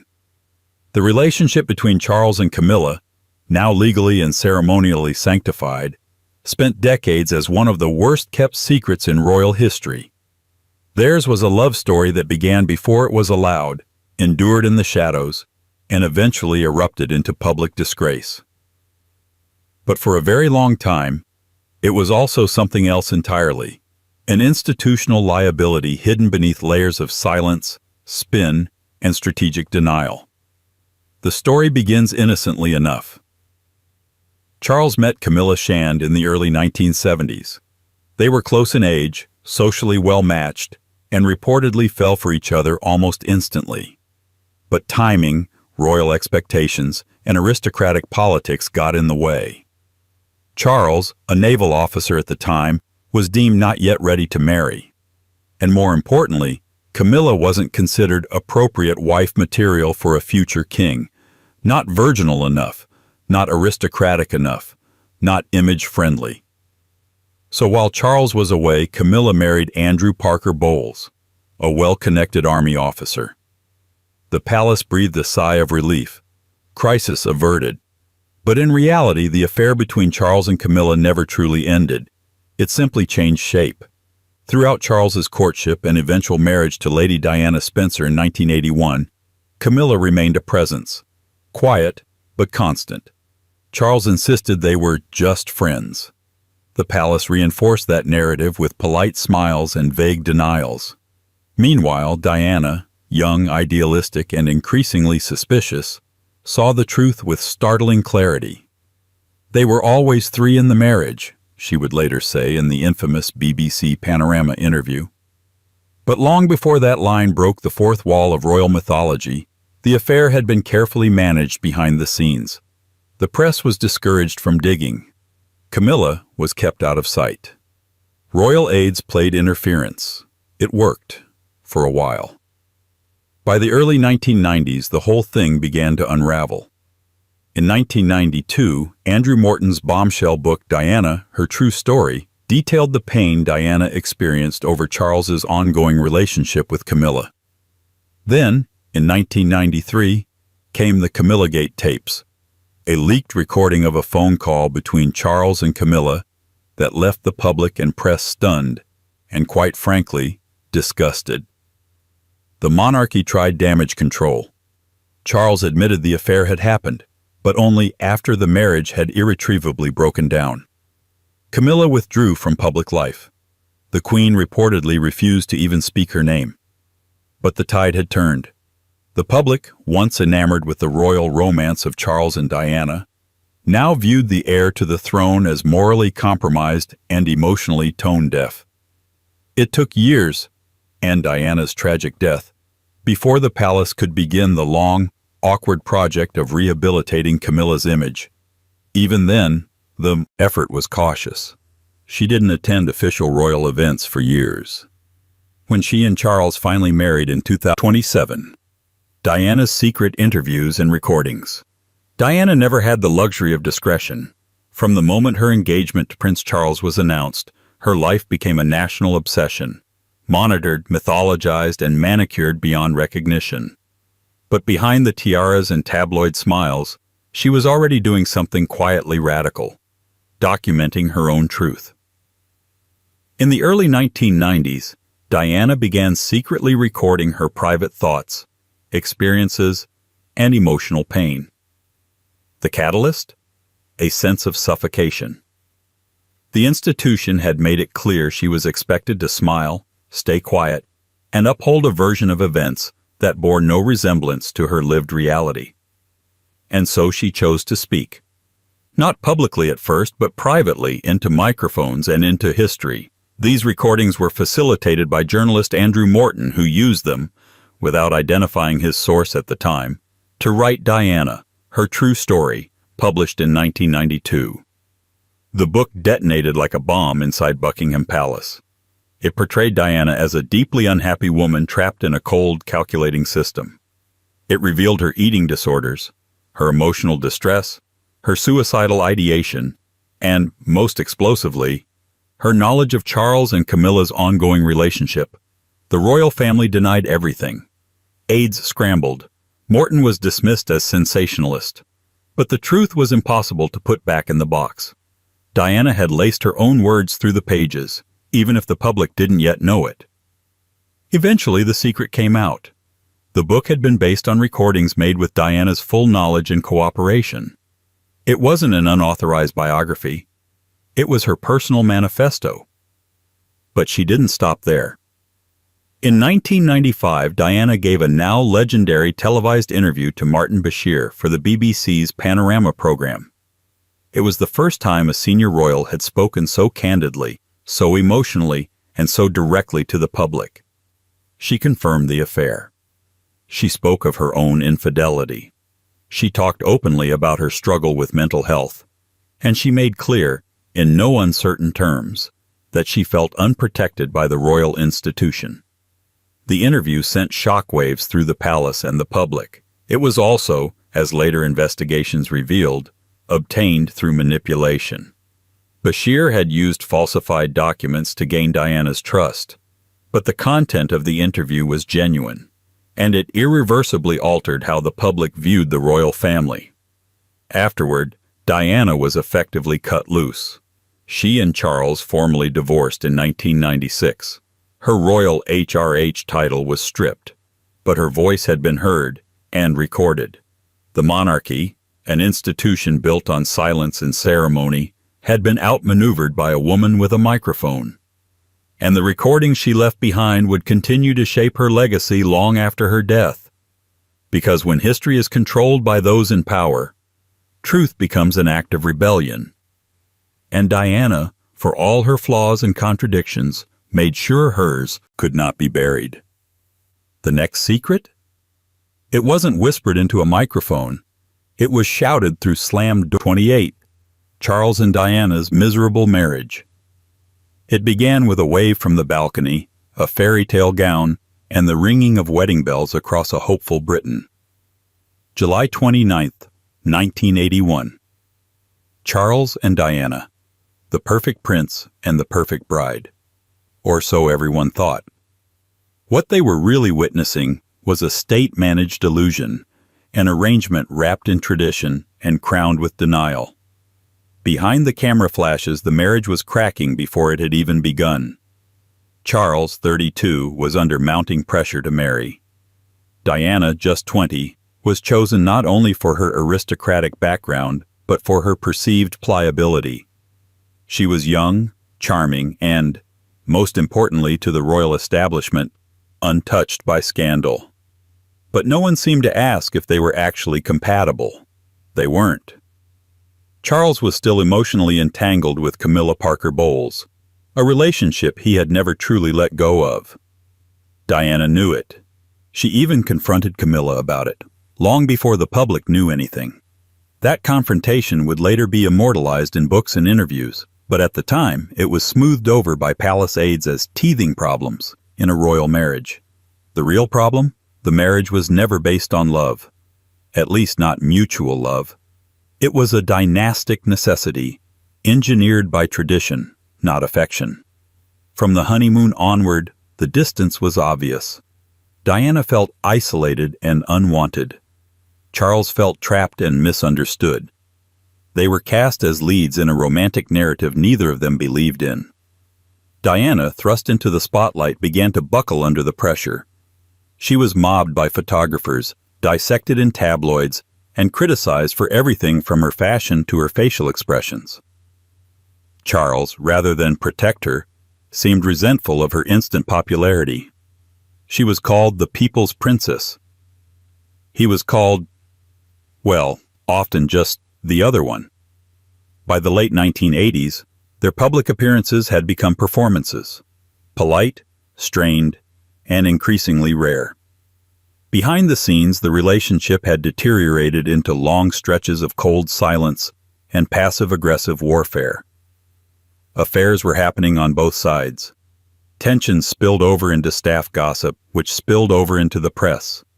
The monarchy's solution? Deny everything. Keep smiling. Keep waving. In 1992, the same year Diana, Her True Story was published, Prime Minister John Major announced that Charles and Diana had officially separated. It was phrased carefully. amicably. Mutual respect. But everyone knew the truth. The marriage had been dead for years. By the time their divorce was finalized in 1996, the public had stopped asking what went wrong. They already knew. What had started as a royal union had become a cautionary tale about the cost of duty, the danger of emotional repression, and the illusion of royal perfection. And yet, even as their marriage publicly imploded, the monarchy clung to appearances, because the next truth was even more taboo. It wasn't about infidelity or dysfunction. It was about something the palace had always insisted wasn't possible for someone so admired. A private war waged in silence. In 29. Princess Diana's eating disorders.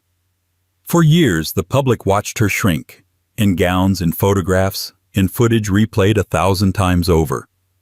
Princess Diana became thinner, more fragile, more doll-like. And no one said anything. Not officially, not in the press, certainly not in the palace.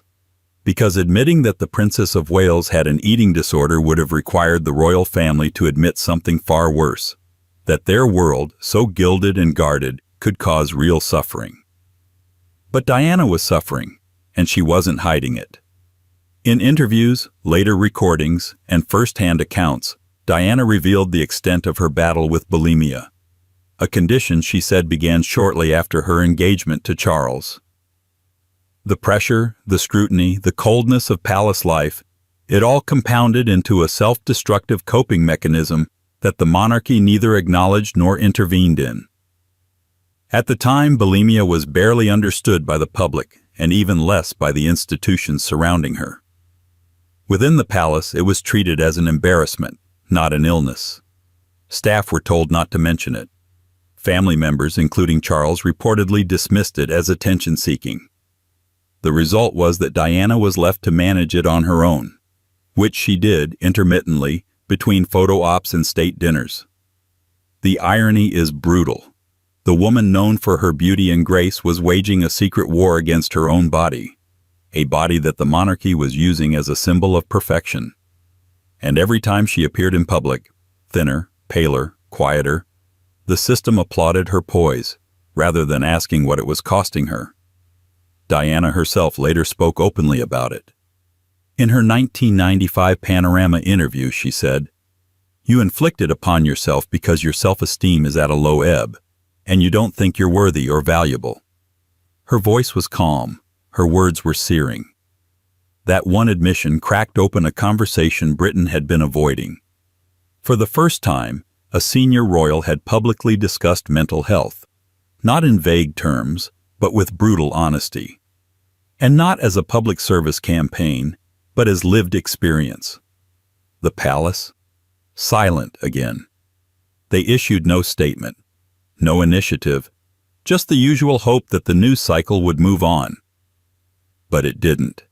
Diana's openness about her eating disorder made her even more beloved by the public.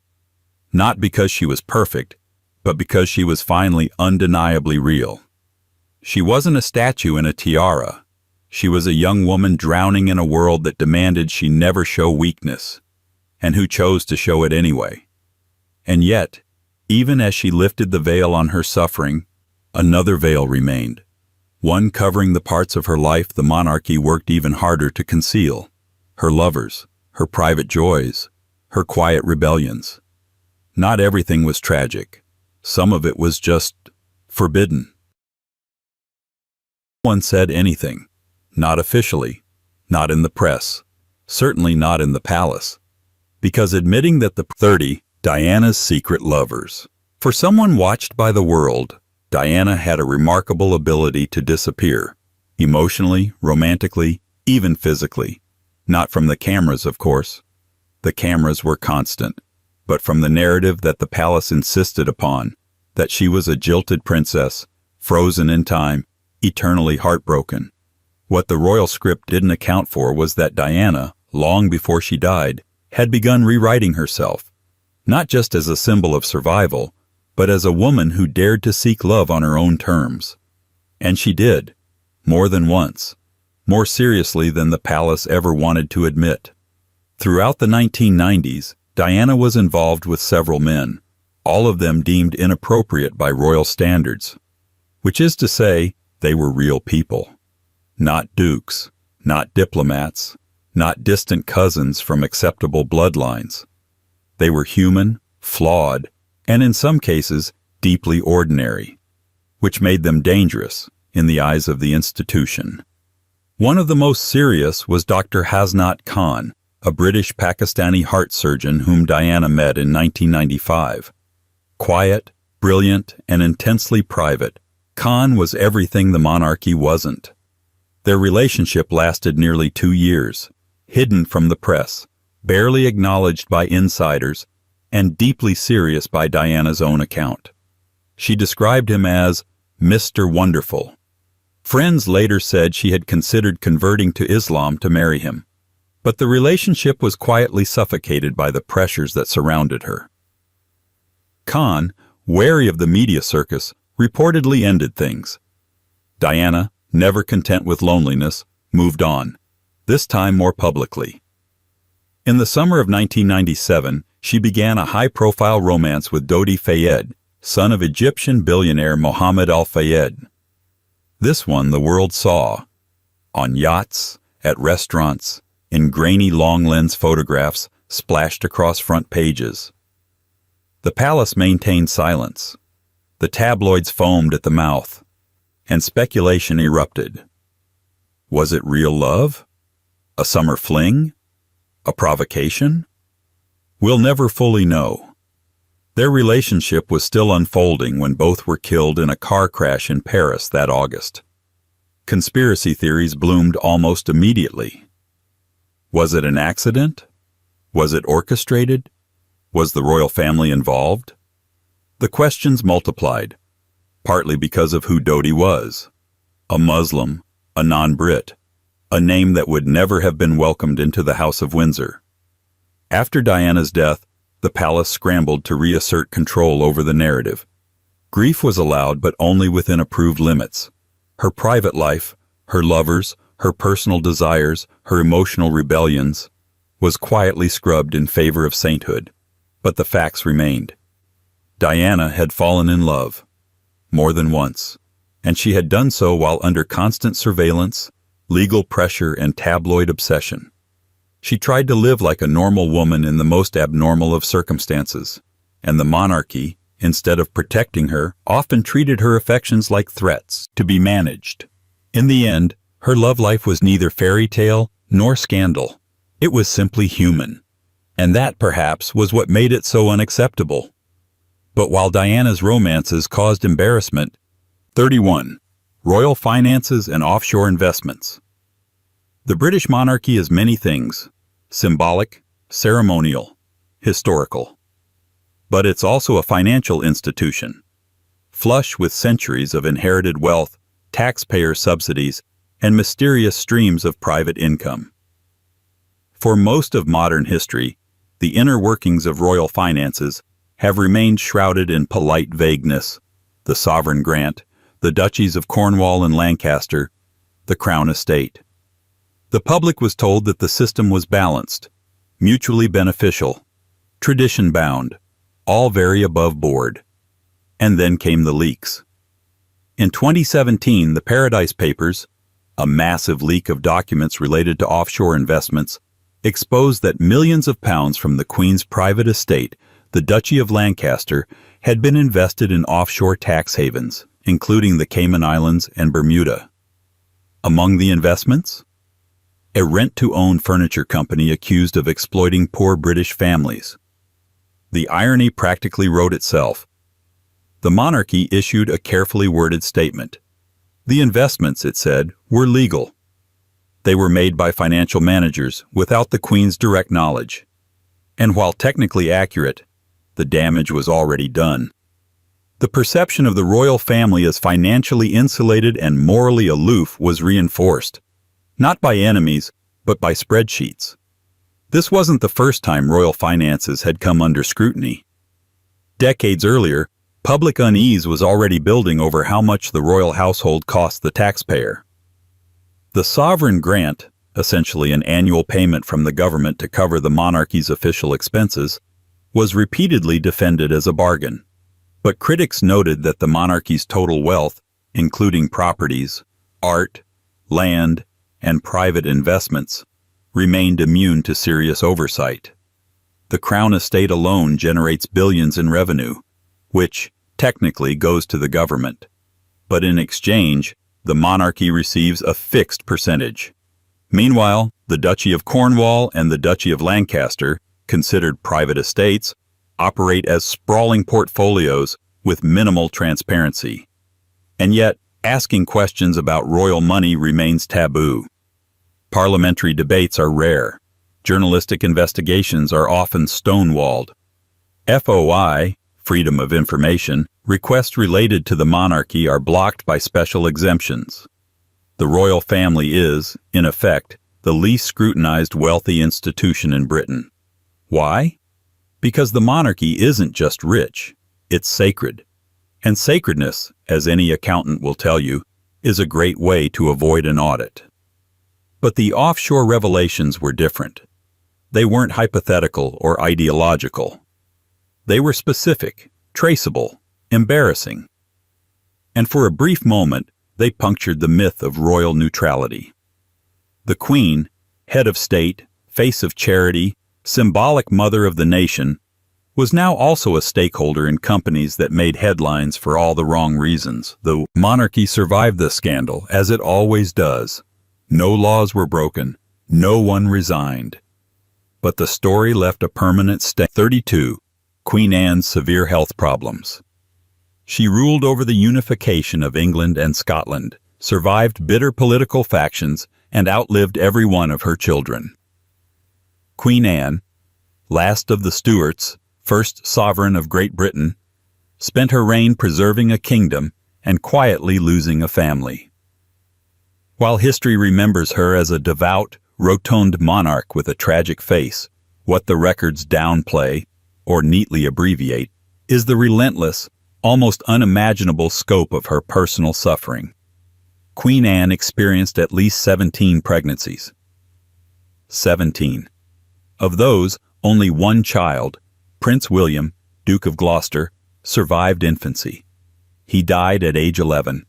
The rest were a harrowing mix of miscarriages, stillbirths, and infants who died within days or weeks. 17 pregnancies, 0 adult heirs. The monarchy never said much about this. The official line was always poor health or complications. But in truth, Anne's body became a battlefield, one the crown was desperate to ignore, because to confront it would be to acknowledge the one thing no royal institution can comfortably admit, that even queens can be biologically unlucky. Anne suffered from chronic illness for most of her life. Historians believe she had lupus, or possibly an autoimmune disorder that contributed to her reproductive struggles and left her often confined to bed. She was so plagued by gout and other ailments that she had to be carried in a sedan chair to parliamentary sessions. Her body swelled. Her vision faded. Her mobility diminished. And yet, she governed. Her personal letters reveal a woman not just in physical pain, but in emotional torment. Each pregnancy was not just hope, it was pressure. The court waited, the country waited. The succession depended on it. She was not just expected to produce an heir, she was expected to redeem a bloodline teetering on the brink of extinction. Every time she failed, silence followed. Not sympathy, not pause, just silence. There were no state funerals for her children, no official mourning periods. The deaths of royal infants were treated as unfortunate but peripheral. The kingdom moved on, even when Anne couldn't. She mourned in private. She wrote of her unspeakable grief, and she kept trying. When her son William died in 1700, the crown was thrown into panic. Parliament passed the Act of Settlement to ensure a Protestant succession, bypassing dozens of Catholic claimants. The future of the monarchy, and of Britain itself, had to be legally rewritten around Anne's empty nursery. She died in 1714, obese, chronically ill, and alone. Her body bore the weight of dynastic desperation. Her legacy, often reduced to her inability to do the one thing that mattered most to the crown: produce a living heir. In a monarchy obsessed with lineage, Anne became a cautionary tale, a symbol of maternal failure through no fault of her own, and a reminder that the crown's reverence for family is always conditional. And if Anne's tragedy was framed as misfortune, the next royal secret would be framed as omission, a set of illegitimate children that no one officially confirmed, but everyone suspected. Children born of a king's pleasure, erased by his dignity. 11. The rest were a harrowing mix of miscarriages, stillbirths, and infants who died within days or weeks. 17 pregnancies, 0 adult heirs. The monarchy never said much about this. The official line was always poor health or complications. But in truth, Anne's body became a battlefield, one the crown was desperate to ignore, because to confront it would be to acknowledge the one thing no royal institution can comfortably admit: that even queens can be biologically unlucky. Anne suffered from chronic illness for most of her life. Historians believe she had lupus. 33. Charles I's rumored illegitimate children. Charles I is remembered for many things: his divine right absolutism, his showdown with Parliament, and his eventual execution in 1649. He is less frequently remembered for his private life, partly because he crafted it that way. Unlike his more flamboyant descendants, Charles I went to great lengths to present himself as a devoted husband and pious king. And, for the most part, history has granted him that image. But under the surface, rumors persisted. Quiet ones, speculative, never officially confirmed, but never quite going away. Chief among them, that Charles III fathered illegitimate children, and that the crown worked hard to suppress any trace of them. The official story is that Charles was deeply devoted to his wife, Henrietta Maria of France. Their relationship was genuine, if politically fraught. She was Catholic, which caused considerable unrest in a staunchly Protestant England. But within court circles, whispers of affairs occasionally surfaced, often centered around Charles's time as a young prince before his marriage. There's no smoking gun, no acknowledged bastards raised to dukedoms like Charles II would later bestow. But there are tantalizing hints. Letters referring to unnamed wards receiving generous stipends. Noble families who rose suddenly in influence with no clear political explanation. Quiet references in foreign correspondence to the king's child being fostered abroad. Even more suspicious is how completely the topic was avoided in official documents. In an era where royal mistresses and illegitimate offspring were more common than court musicians, the complete absence of acknowledgement raises eyebrows. Was Charles uniquely virtuous? Or was his image so carefully managed, even posthumously, that any evidence of indiscretion was simply erased? The stakes were unusually high for Charles. His legitimacy as king was constantly under attack, not just by Parliament, but by Protestant hardliners who viewed his French Catholic queen with suspicion. To admit to an illegitimate child would have been more than a moral blemish. It would have been political suicide. A hypocritical betrayal of the very divine order he claimed gave him the right to rule. After his execution, his enemies had no shortage of things to say about his arrogance, his governance, and his religious compromises. And yet, the topic of illegitimate children remained curiously untouched, which only deepens the mystery.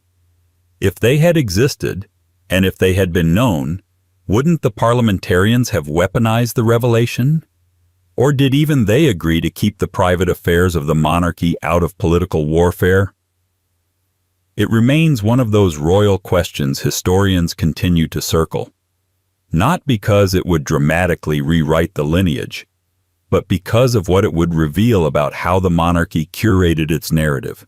If Charles I had illegitimate children, they weren't threats to the throne, they were threats to the myth. And myths in the royal world are far more valuable than facts.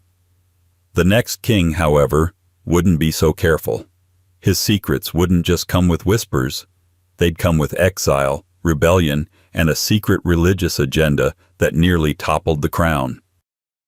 Among them, that Charles III fathered illegitimate children, and that the crown worked hard to suppress any trace of them. The official story is that Charles was deeply devoted to his wife, Henrietta Maria of France. Their relationship was genuine, if politically fraught. She was Catholic, which caused considerable unrest in a staunchly Protestant England. But within court circles, whispers of affairs occasionally surfaced, often centered around Charles's time as a young prince before his marriage. There's no smoking gun, no acknowledged bastards raised to dukedoms like Charles II would later bestow. But there are tantalizing hints. Letters referring to unnamed wards receiving generous stipends. Noble families who rose suddenly